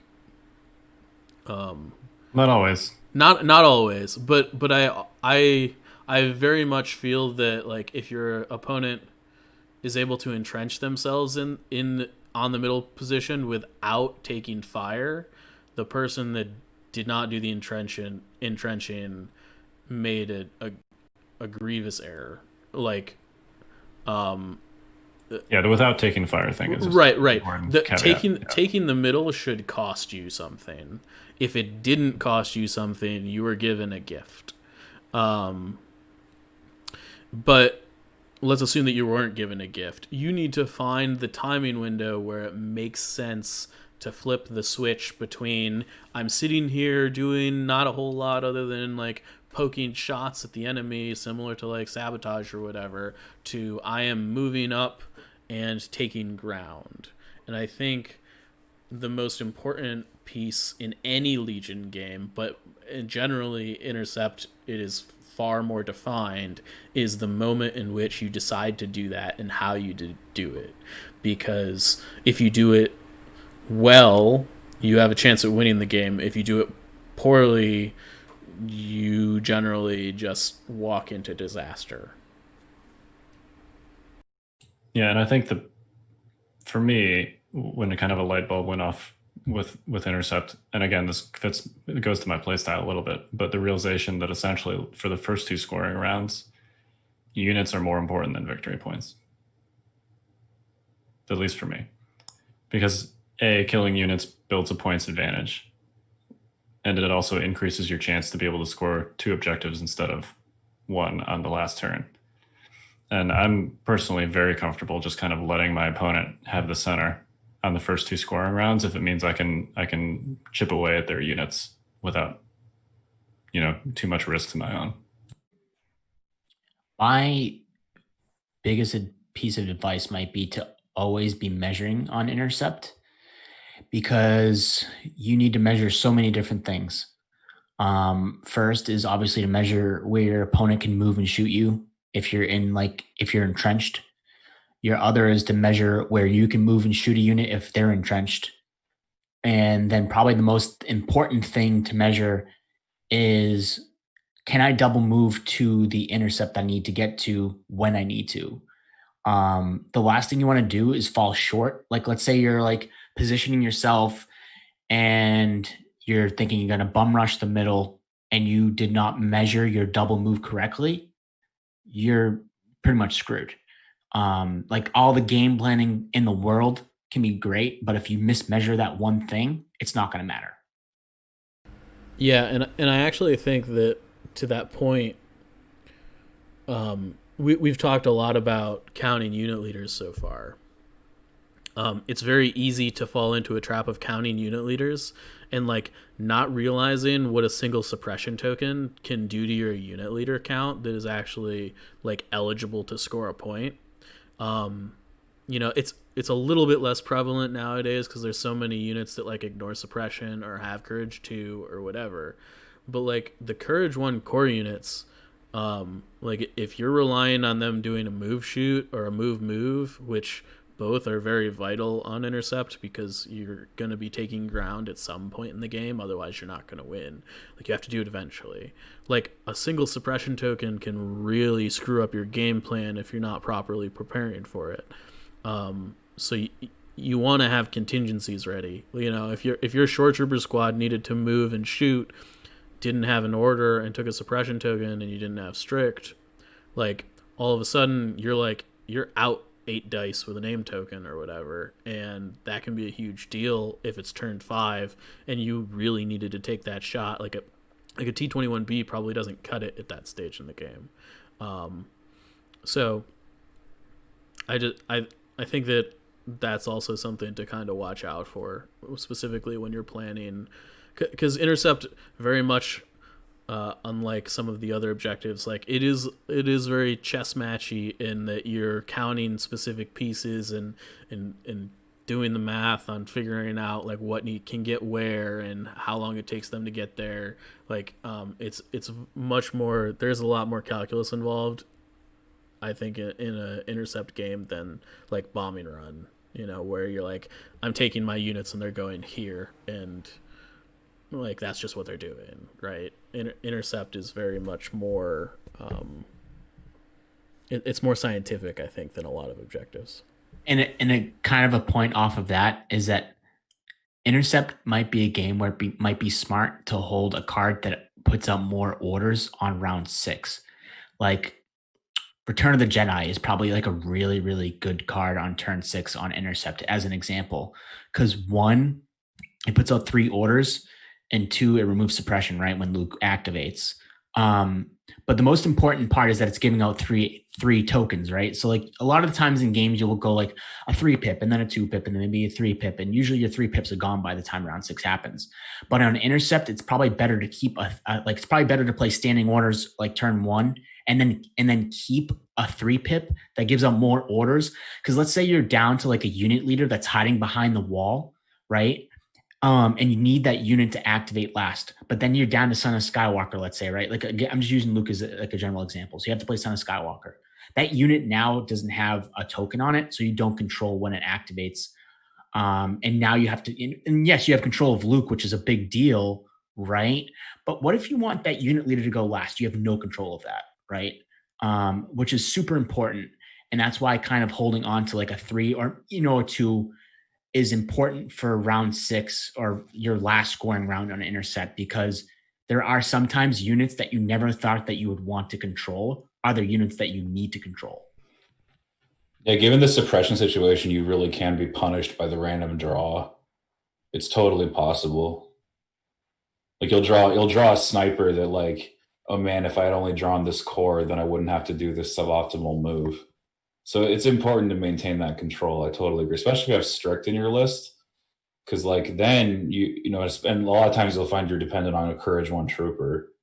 And I know there's some voices in the community. They're like, oh, suppression doesn't matter, but I think that's BS. I think suppression is a huge issue, at least in my faction, because I play Rebels. Right, courage 1 core units are often the scoring units, so they matter. Absolutely. It matters a ton. Suppression control. And I mean, I think suppression on like Courage 2 units often is overlooked to some extent. Like with droids, clearly it doesn't matter most of the time. But like specifically against clones, I think a lot of people are like, oh, suppression doesn't do anything. But like if you hit like a full arc squad with a mortar, like they still get 2 suppression tokens, and oftentimes there's not a strict orders in the list, like, so, I mean, there is a non-zero chance that they're going to have to, only 1 action. And that assumes that you only hit them with a mortar, right? I do think that, people underestimate how important suppression is, because a lot of the times, like, you can throw down suppression and like oftentimes your opponent just like rips it right back off and it's not that big a deal. So like it doesn't feel like a big deal, but when suppression matters, it is game changing. Yep. Panicking on hostile environment, probably the worst thing ever. Especially when you panic into open terrain and then, I forget who I was playing against, but I think there was a game where it was hostile environment and I ended up like juggling an Echo Arc off the board with 9 suppression. It was just stupid. It's like that should never happen, but it did. So, I mean, I was happy about it. I don't know if it involves skill. I don't know. Just a lot of range 4 firepower.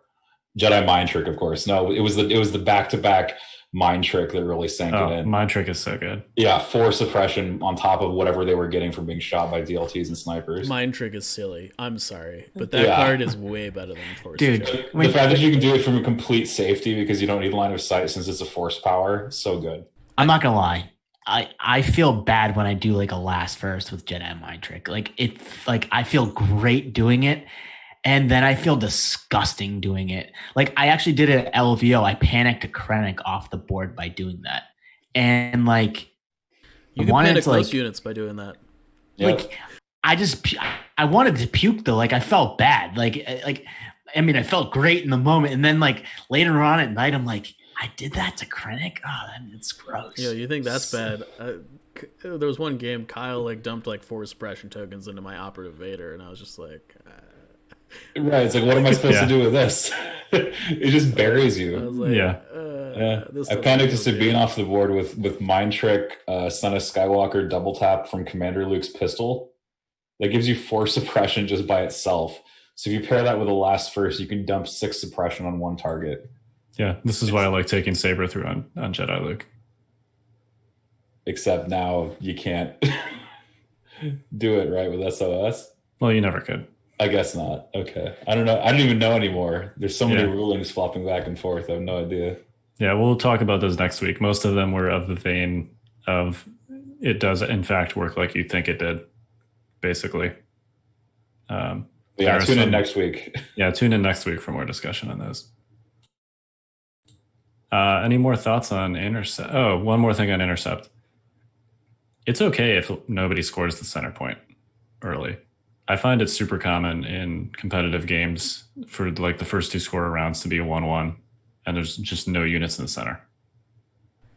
Because depending on the map, both players have essentially made the calculus that there's too much risk in putting a unit in the center. Now, a lot of that has to do with, I feel like, terrain. In particular, a lot of the TTS tables have kind of this like allergy to line of sight blockers in the intercept scoring zone in the center. So you can, in fact, just control the center with pure firepower. I feel like that's less true in real tournaments. You're much more likely to have a chance to have a line of sight blocker actually not like directly in the center, because then potentially you'd have an elevated box for recover, but just a little bit off center such that a unit can be touching or on the other side of that line of sight blocker and still score intercept. I feel like that makes intercept much more interesting.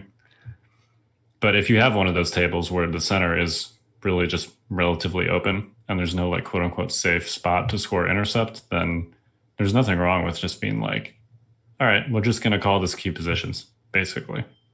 And we're going to wait until turn 6, then we're going to fight over the middle. I think that's fair. Before we kind of move on from this, I do want to talk about Intercept and clones. David, you kind of mentioned it, and I think that I want to talk about how to best deal with it, because I do think that clones can be sometimes super frustrating, but I think that if you're able to deal with it properly and you know how to attack it, you'll at least be better off in trying to kind of, check a win in the box. And I think that clones as they exist right now with standby sharing, it is almost impossible to win an aggressive game against a clone ball. Unless the terrain is like super great for it. You can like get an operative Luke up in there without him being shot at because the terrain is just so good. And in that case, you throw what I'm about to say out the window. But I very much feel that you are using turns like 1 through 4 to poke, and you're taking the Kyle Dornbos approach of, I'm going to score turn 6, and I'm going to win the game on points. And you pretty much have to, you've got to just kill them at range 4 is kind of how it needs to happen. Otherwise you're going to have to like flank them and try and take a back point or something. But I do think that like, you know, don't rush into the brick wall head on, because that's kind of what a clone ball is, you know? And I think on Intercept, as opposed to some objectives, it's very easy to kind of be like, oh man, I gotta take this point on turn 2 because this game's gonna be overwhelming, and I think that's a trap because the clone ball is gonna own you if you move up. And I think that's very important. And there are some units that specifically are good against clone balls, and those units are snipers, right? They have long range. They usually have Pierce. So if you've got, for example, like Cassian and 3 snipers, they're going to kill a significant number of clones over the course of the game, but it's going to take them time to do that. So, you know, it might be turn 4 or 5 or 6 before you've actually accumulated a meaningful kill count with those units. And that's okay, right? But you just have to be patient in those sorts of situations. Yeah, you basically have to pick your fight. And if you know you're going to lose at range 3, especially early on when they have no casualties, if you try to engage in range 3, you're done. So you have to choose the long range fight. And I mean, maybe there's another segment idea, like, you know, another way to deal with clone standby castle is don't let them stand still, like force them to start moving. You can't, you know, and it's on Intercept. It's especially important because oftentimes you have to move into the range 3 bubble. Like there's no getting around it. If you're going to take that center point, you've got to find a way to do it, right? It's not like Breakthrough where you guys can kind of like pass like ships in the night, or Bombing Run where you can do that. I don't run Intercept in my battle deck these days. Well, and I mean that was kind of the point that we were talking about earlier. But I like took like 20 minutes to think about it. And like I do think that there are ways to play Intercept well against clones. You just have to set out with that game plan in mind. You know, and I think that that's very important. And not all lists are set up to do it well, right? Like, you know, a B1 stat list is going to have a hard time with it.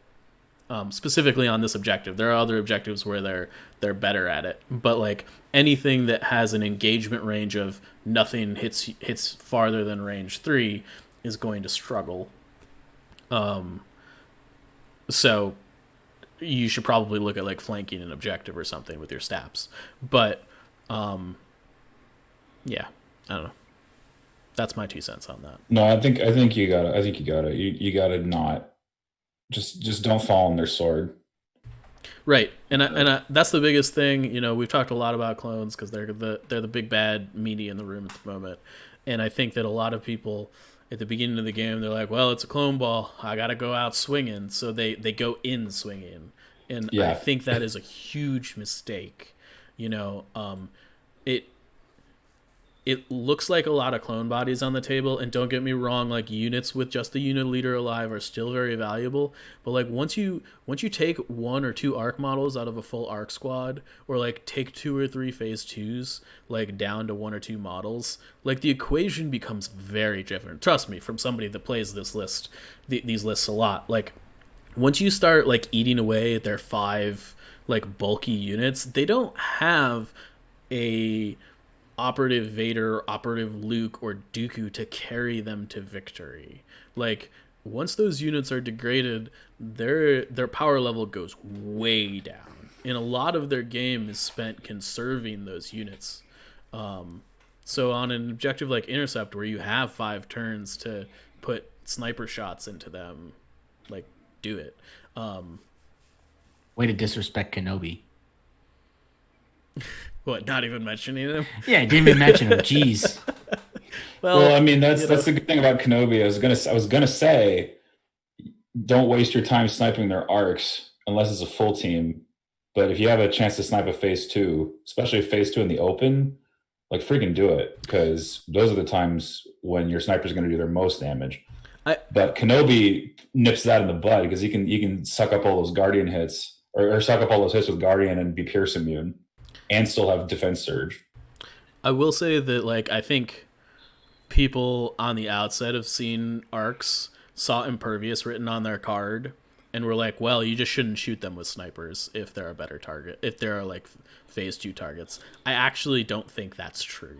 I think it's a full arc you should shoot them. I think strike teams, not so much. I don't know. I sort of feel like both, to be honest. As a clone player, when somebody shoots an arc model off the board, I'm like, "Ugh." Somebody shoots like a phase 2 body that's only shooting 1 black die and like all of my damage is loaded in the Z6. I feel way less bad about losing. But like every time I pick an arc model up off the board, like it hurts so badly. And I know that sometimes it sucks to like shoot a sniper into an arc unit and they like roll the Impervious save and they Boba Fett out of it. Like that feels bad. I'm not disagreeing with you, but I think the shots into the ARC troopers, whether they're strikes or full arcs, are just insanely more valuable. You know, once they only have 1 model in an ARC strike team, things get complicated. From in the vein of like what I can do safely with this model, is it totally possible that they're just going to use it as like an aim standby battery? Yes, that is a thing, but at least it's not shooting you anymore. And like I think it depends on how many surges are around it. Like if you're shooting the arc strike team and there's a lot of surges around it, I don't know. That's I understand. risky. It feels bad. I get it. But honestly, shooting Boba with Pierce weapons is still very good. Like it's not like putting it in, and that's kind of like what we're looking at with clones. It is what we're looking at with Impervious saved surge tokened clones, right? It's the exact same thing, except when you push a wound through, models actually die. Yeah, but Boba's 140 point base, and I know the arcs are important. Okay, let's not talk about Boba because he's but it's like a Mando squad or Sabine, right? Yeah, like, but I get that, but like I don't know. I just think that you just brought up a good point that when meat starts falling off that wagon, it starts to diminish, and you have more chances of taking the meat off the wagon by shooting the phase 2s than the arcs. And I get the value in shooting the arcs. I 100% get that, and we're kind of going down a rabbit hole here. But if they're insulated by surge tokens, I'm not shooting them. And this is coming from someone that plays clones. I get it. I just like clones will lose games by having their arc models getting taken off the table. They will not lose games if you take phase 2s off the table. I'm gonna let my salt show. Okay. I have a hard enough time hitting a sniper shot. Okay. I only have 1 aim. If I'm lucky. All right. So I'm going to shoot the freaking phase 2. All right. And know that if I get a shot through cover, it's going to take a model off the board. Hold on, David. I don't have time to F around with shooting an Impervious ARC trooper. We have a game to finish. We can't really talk much about it. We have to finish it sometime this week.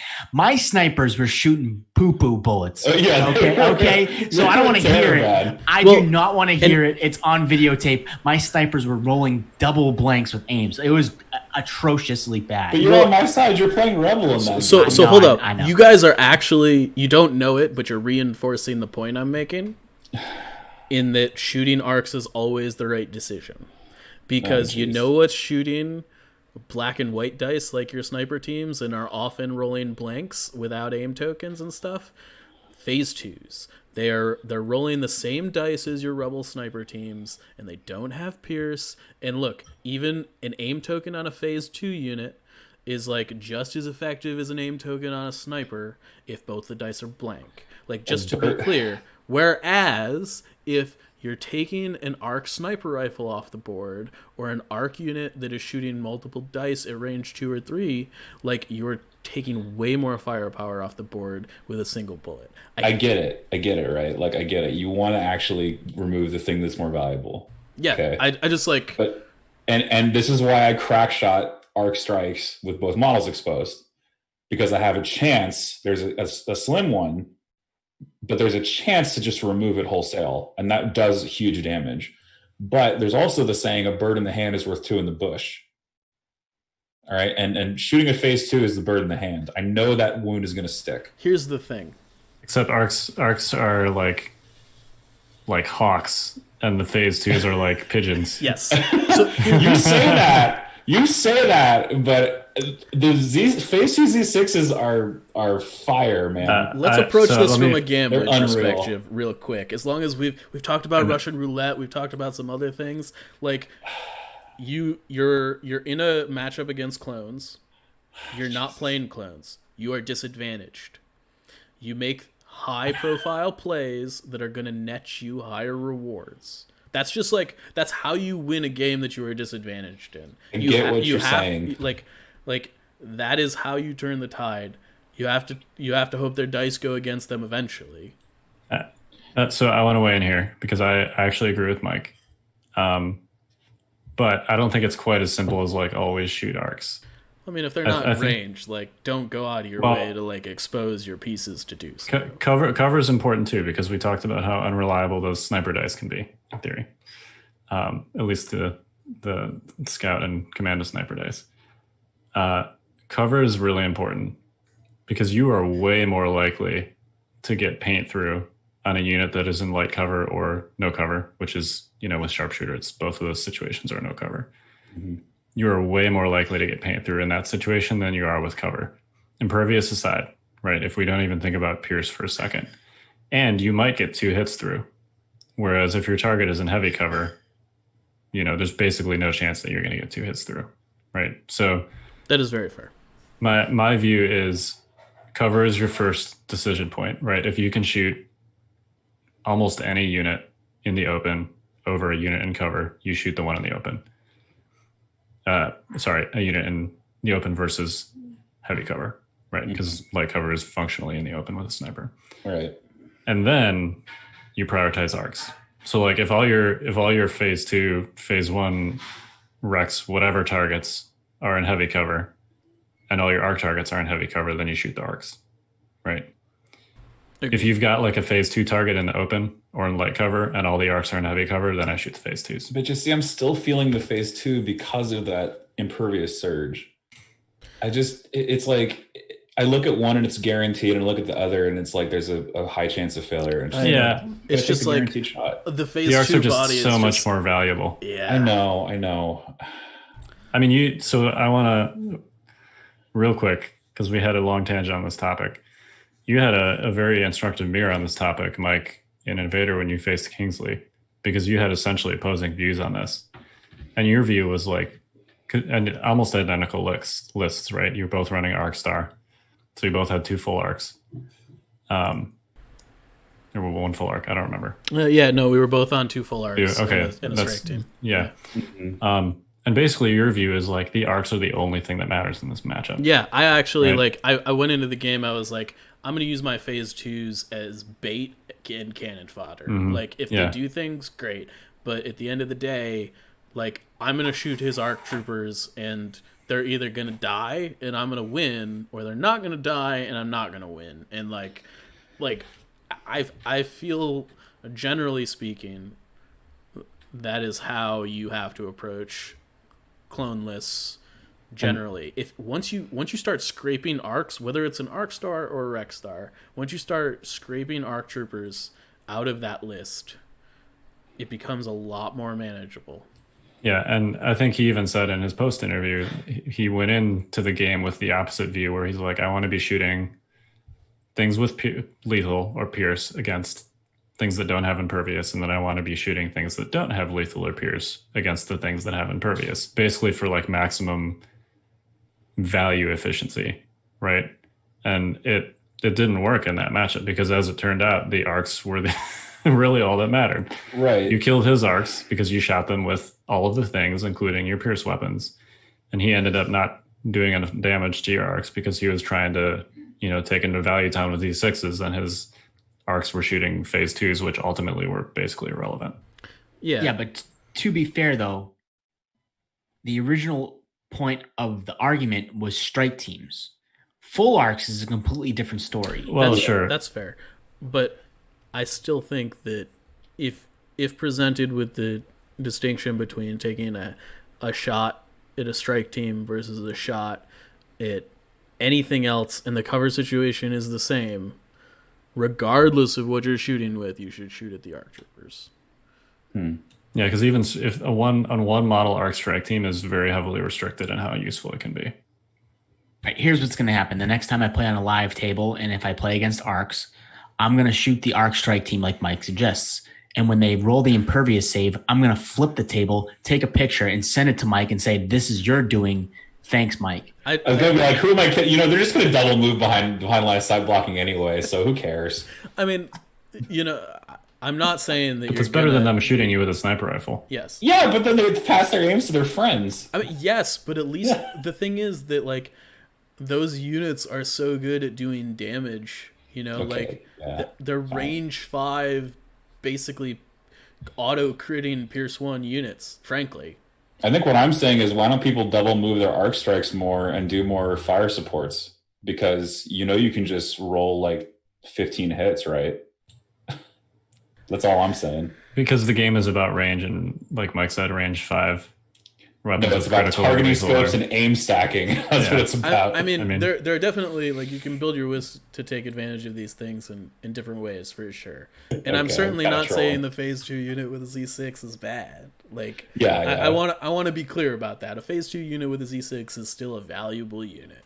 Like, but I definitely think that you should prioritize shooting more valuable units. It's like, to me, it's sort of like having a conversation about, like, do I shoot the Mandalorian squad or the Rebel Trooper squad with the DLT if presented the same situation with them both in heavy cover, right? Like, I can pick out one Rebel Trooper with a sniper rifle, or I can pick out one of 4 Mandalorians with, like they have impervious, sure, but they're also 30 points a model. I think the gradient between a Mando and a Rebel Trooper is a lot sharper than the gradient between a Phase 2 and an ARC squad. I don't think so at all. I think that's a perception. You don't think that's the case, but like, I tell you, man, that if you just put the 2 cards side by side one day, you'll see what I'm talking about. Trust me, I put them side by side all the time. All the time. Yeah, exactly. and I actually think it's a bit of an illusion. They look very similar. They look so similar that you would think that they would be of somewhat equal value. His Phase 2s are special forces masquerading as core. To some degree, they are, and when ARCs aren't around, they tend to work like that. But like, ARCs are definitely king of the hill. I don't want to go super far down this rabbit hole. I think we've talked about it a lot. Yeah, we were going to talk about Obi-Wan today. Yeah, but you've been sentenced to an eternity of salt. So that's what you've been sentenced to. So if you are interested in playing the Grand Army of the Republic and don't want to be degenerate like Mike Barry, you can check out my Obi-Wan article. We were going to touch upon Obi-Wan like Kyle said, but we're going to have to leave it to your eyes reading my latest article on Obi-Wan. Because, like I said, you will have to pry a Force user from my cold dead hands, Mike. I'm the same way. I can't do it. If I gotta play a Force user. If I'm not playing clones, I feel very similarly. I also like to play with Force users. Just place Sabine with a grappling line. You'll lose your love for Force users very quickly. I don't know. Sabine doesn't have Force push. Yeah, but Sabine can't root your 200-point Force user in place for 3 turns now that she has Cassian to back her up. I don't know. It's funny because, like, Kyle brings it up. Like, I was writing that article about Obi-Wan, and I even said it to the group, or maybe it was Kyle. I forget where it was. I started writing about Force push, and I was like, man, is this article about Obi-Wan, or is this article about how good Force push is? It's a bit of both, mind you. You can't really write about one without writing about the other, right? Yeah, exactly. But I really think that you could honestly write like an essay on Force push and how good it is.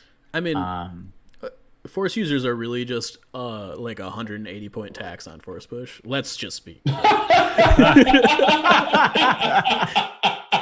It's a little more nuanced than that, but I mean, like it. Yeah. I don't think that that's that far off the mark. No. Yeah, no. When you say it's something funny. like that should sound like batshit crazy. If you have to bleep that out, go for it. Like that sounds crazy. But when you sit down and think about it, it's not far fetched. Force powers are very powerful. And when you pay the high cost of a force user, part of that cost is paying for access to those force powers. Anyway, let's talk about Team League real quick. Sure. So that was a good discussion on Intercept and a lot of other things. Somehow our discussion ends up being about arcs. But, It's just like that. It's just like when it used to end up on Tauntauns all the time. yeah, right. Very much so. Very much so. We actually didn't even Yeah. talk about Tauntauns, which are still pretty good at Intercept. Yeah. You know why? Because clones are better. That's why. I think if there's a rebel list that takes Intercept, it's Tauntauns. Totally. Yeah, Or yeah. like a Mando skew, maybe. Yeah, Mando Yeah. skew. Like a Mando I think, skew. I think Right. there's some room for Mandos to play Intercept, kind of Yeah, similar to I agree. Taunts. I think I might, speaking of Yavin, I think I might have Intercept in my deck because I'm running a Mando skew. You're not. I mean, They know I by have now. Okay. Intercept. No, they know by I now. have Intercept in my deck. Well, you're running Arcstar, so So of course Anyway. you do. yeah. So we're at Team Fifth Troopers 1-1. I had a super fun game over the weekend. We're playing the Aussies this time, so scheduling is. He was very gracious to play at 8 a.m. his time. Well, to be technical, you're playing the West Australians. Right, the West Australians, the Yeah, Jawas is the name of the team. Jawas, yeah. The East Yeah. Australians are the Bantha Legion. Which gets even more wacky because Western Australia, all right, it's like a 12-hour difference. 12 hours, yeah. But no, it's not. Because my opponent is actually like a 13 and a half hour difference. Like it's weird. Or maybe it's 12 and a half. There's an extra half hour in there, which every time I hear that there's a half hour difference, I never understand it. I don't understand any of the time zones, mind you. But There should be no time zones. There should just be one time. it's just And so, some people just get up at 8 p.m. yeah, like I kind of agree with you. But yeah, no, it makes setting up games real weird. Yeah. So I played Trezka Pepsi. He was running double AAT Grievous, which is a really good list. he Yeah, sure he is. basically kicked my ass for 6 turns, and then Dooku put the game on his back and was like, that's all right, I got this. And ultimately took it. Basically, he was like crushing me on attrition. We played on Bespin. You'd think you could hide from 2 tanks on Bespin. You can hide from 1 tank on Bespin. You cannot hide from 2 tanks on Bespin. He very cleverly just shoved them right up in my face, but on opposite ends of the map from each other. So he had like crossfire on the backside of those line of sight blockers. And I was like, I have nothing that can damage these tanks except Dooku. And he did ultimately kill one, mostly by himself. But yeah, it was a it was a rough go. And then on the last turn, Dooku did "You Disappoint Me" plus force choke, plus force push to basically just take the last objective all by himself. So ended up pulling out the W, but yeah, it was a crazy game. Lots of back and forth, lots of B1s dying, all of them mine. I think at the end of the game, he had killed 2 Staps, 2 full units of B1s, a BX sniper team, and then my remaining 4 B1s had like 1 or 2 models in them, all of them. So yeah, And it was Dooku just pulled off the miracle. yeah, exactly. Nice. Dooku was like, "You're useless. I don't even need you, B1s." Your rebel blood came to play in that game. Yeah, I mean, he pulled a Jedi Luke, basically. Like, Jedi Luke is capable of doing that kind of stuff, too, sometimes. But, yeah, Dooku pulled off a 6-turn miracle a turn 6 miracle. It's the short version of how that game went. So, yeah, thanks to Trezka Pepsi for an awesome game. Really had my back against the wall. So, played a very capable double tank. I have a lot more respect for that list after this game than I previously did. So one of my locals plays it. The guy that I played yesterday or Sunday when you're listening, he plays double tank all the time, and I hate playing against it because we talked about this precast. Like at one point, you just have to sacrifice a unit or 2 and just be like, well, they're either going to survive or they're just going to die. And that's just all there is to it. Yeah, like something's going to die to the tanks. It's going to happen. They got a giant base. They have range 4 with, a 6 red, 1 white pool. High velocity. And high velocity. Like, something's going to die. Critical 3. Yeah. So sometimes you can hide behind line of sight blockers, but when there's 2 of them, it makes it a lot harder. So yeah, it's an interesting list, something that I'd like to try sometime that I have not been brave enough to try. There's only 8 activations, but it's also like... It makes up for it. It does, because I'm like, oh, I'll be fine. I can spend 3 to 4 activations at the end of the turn, basically uncontested. But like none of those activations mattered. Because they effectively hide the B1s behind the tanks. Right. Grievous is probably behind some line of sight blocker or like scaled somewhere safe. Right. So like by the time you're ready to activate, you're like, I guess I just throw 6 white into this tank and hope for crits. Yeah, exactly. It's like I guess I'm attacking tanks with B1s at the end of this turn, and this is completely irrelevant. It doesn't feel good. It does not feel good. No, it doesn't. So yeah. Anyway, that was fun. Crazy game. But hopefully, hopefully you guys can pull out 2 wins between the last 3 games. I think we have some good matchups. I think we matched up better this round than last round. Yeah, our team strategy was a little more this time, I think. Yeah, I think Mando's opened it up a lot for us just because of like comfortability. Whereas, like we were saying, Mike likes Arcstar and John really likes Luke, which obviously kind of leaves me like, oh, I have Obi-Wan with phase 1s.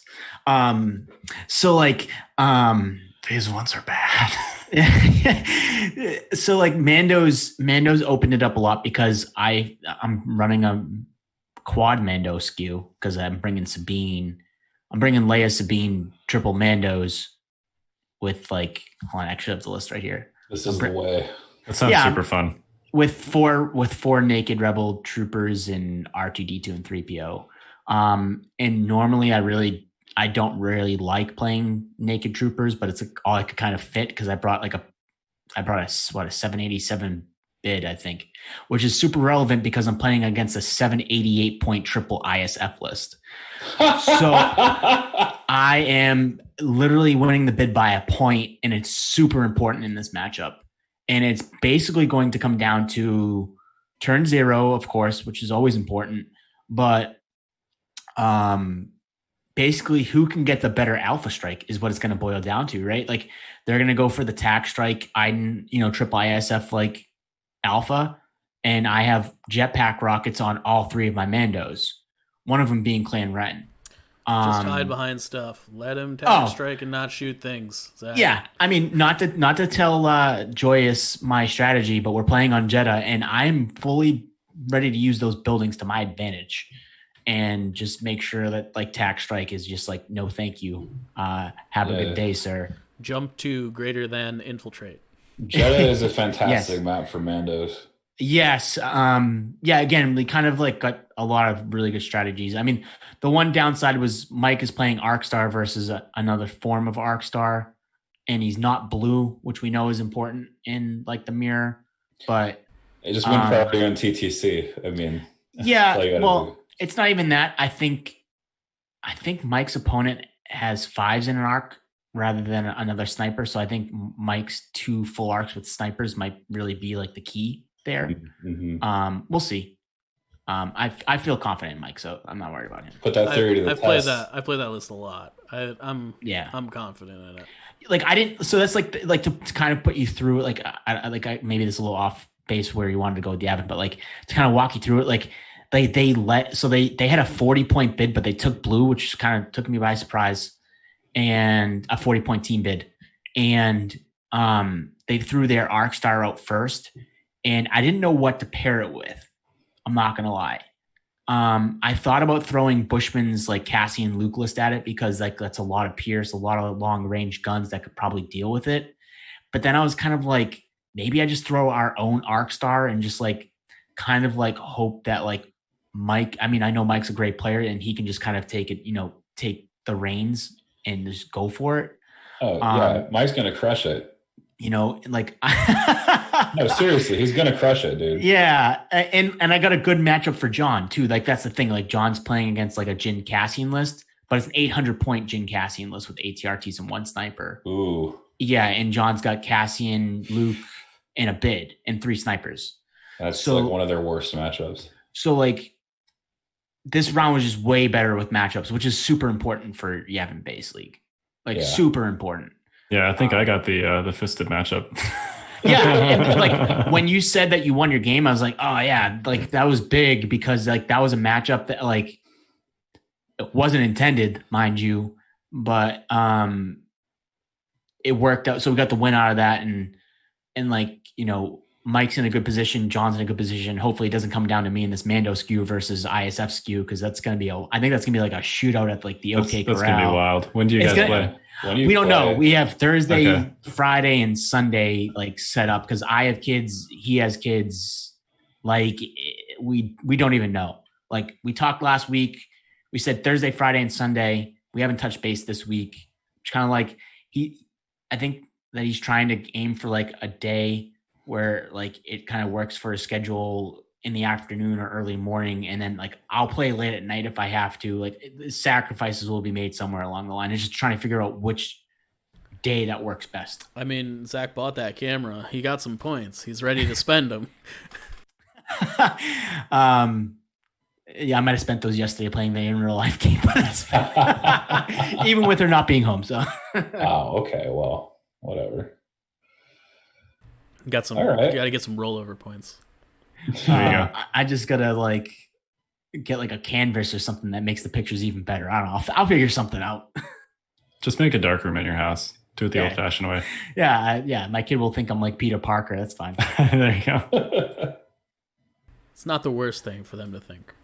Yeah. No. My son's obsessed with Spider-Man and Batman and knows them both by their real names. So he'd probably be kind of pumped if I was like Peter Parker. There you go. But I can't shoot webs out of my wrist. So. David, you got any like overall Team League updates? Yeah.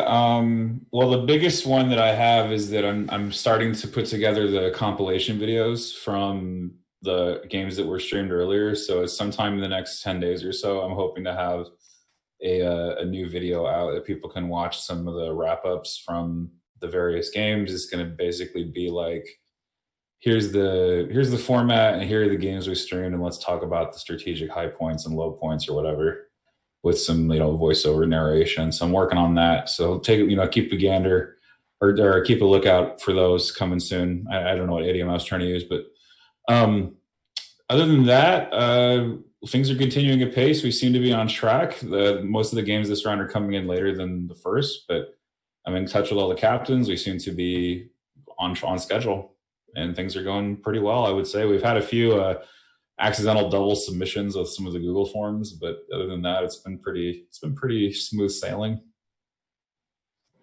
That is like actually like probably the most annoying part of running an event, like an online event, is like the scoring of matches and keeping track of it all.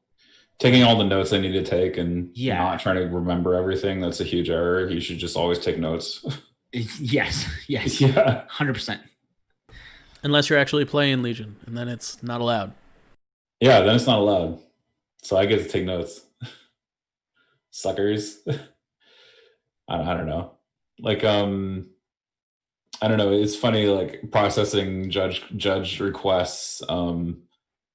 There's some vocal complainers who will leave unnamed who DM. There are vocal complainers in the Legion community? I know. Who knew? Wow. Wow. Shock.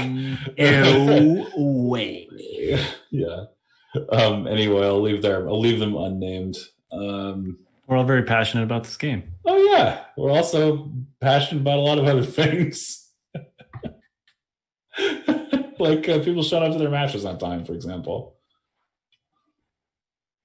That seems like a reasonable and saboteurs not being similar to strike teams or something. I don't know. I've already said too much. What else? All right, how about we close this out? Yeah. All right. So we are the Notorious Scoundrels. I'm Kyle. I'm Mike. I'm David. I'm Zach. Stay fresh, cheese bags. Ban Tactical Strike.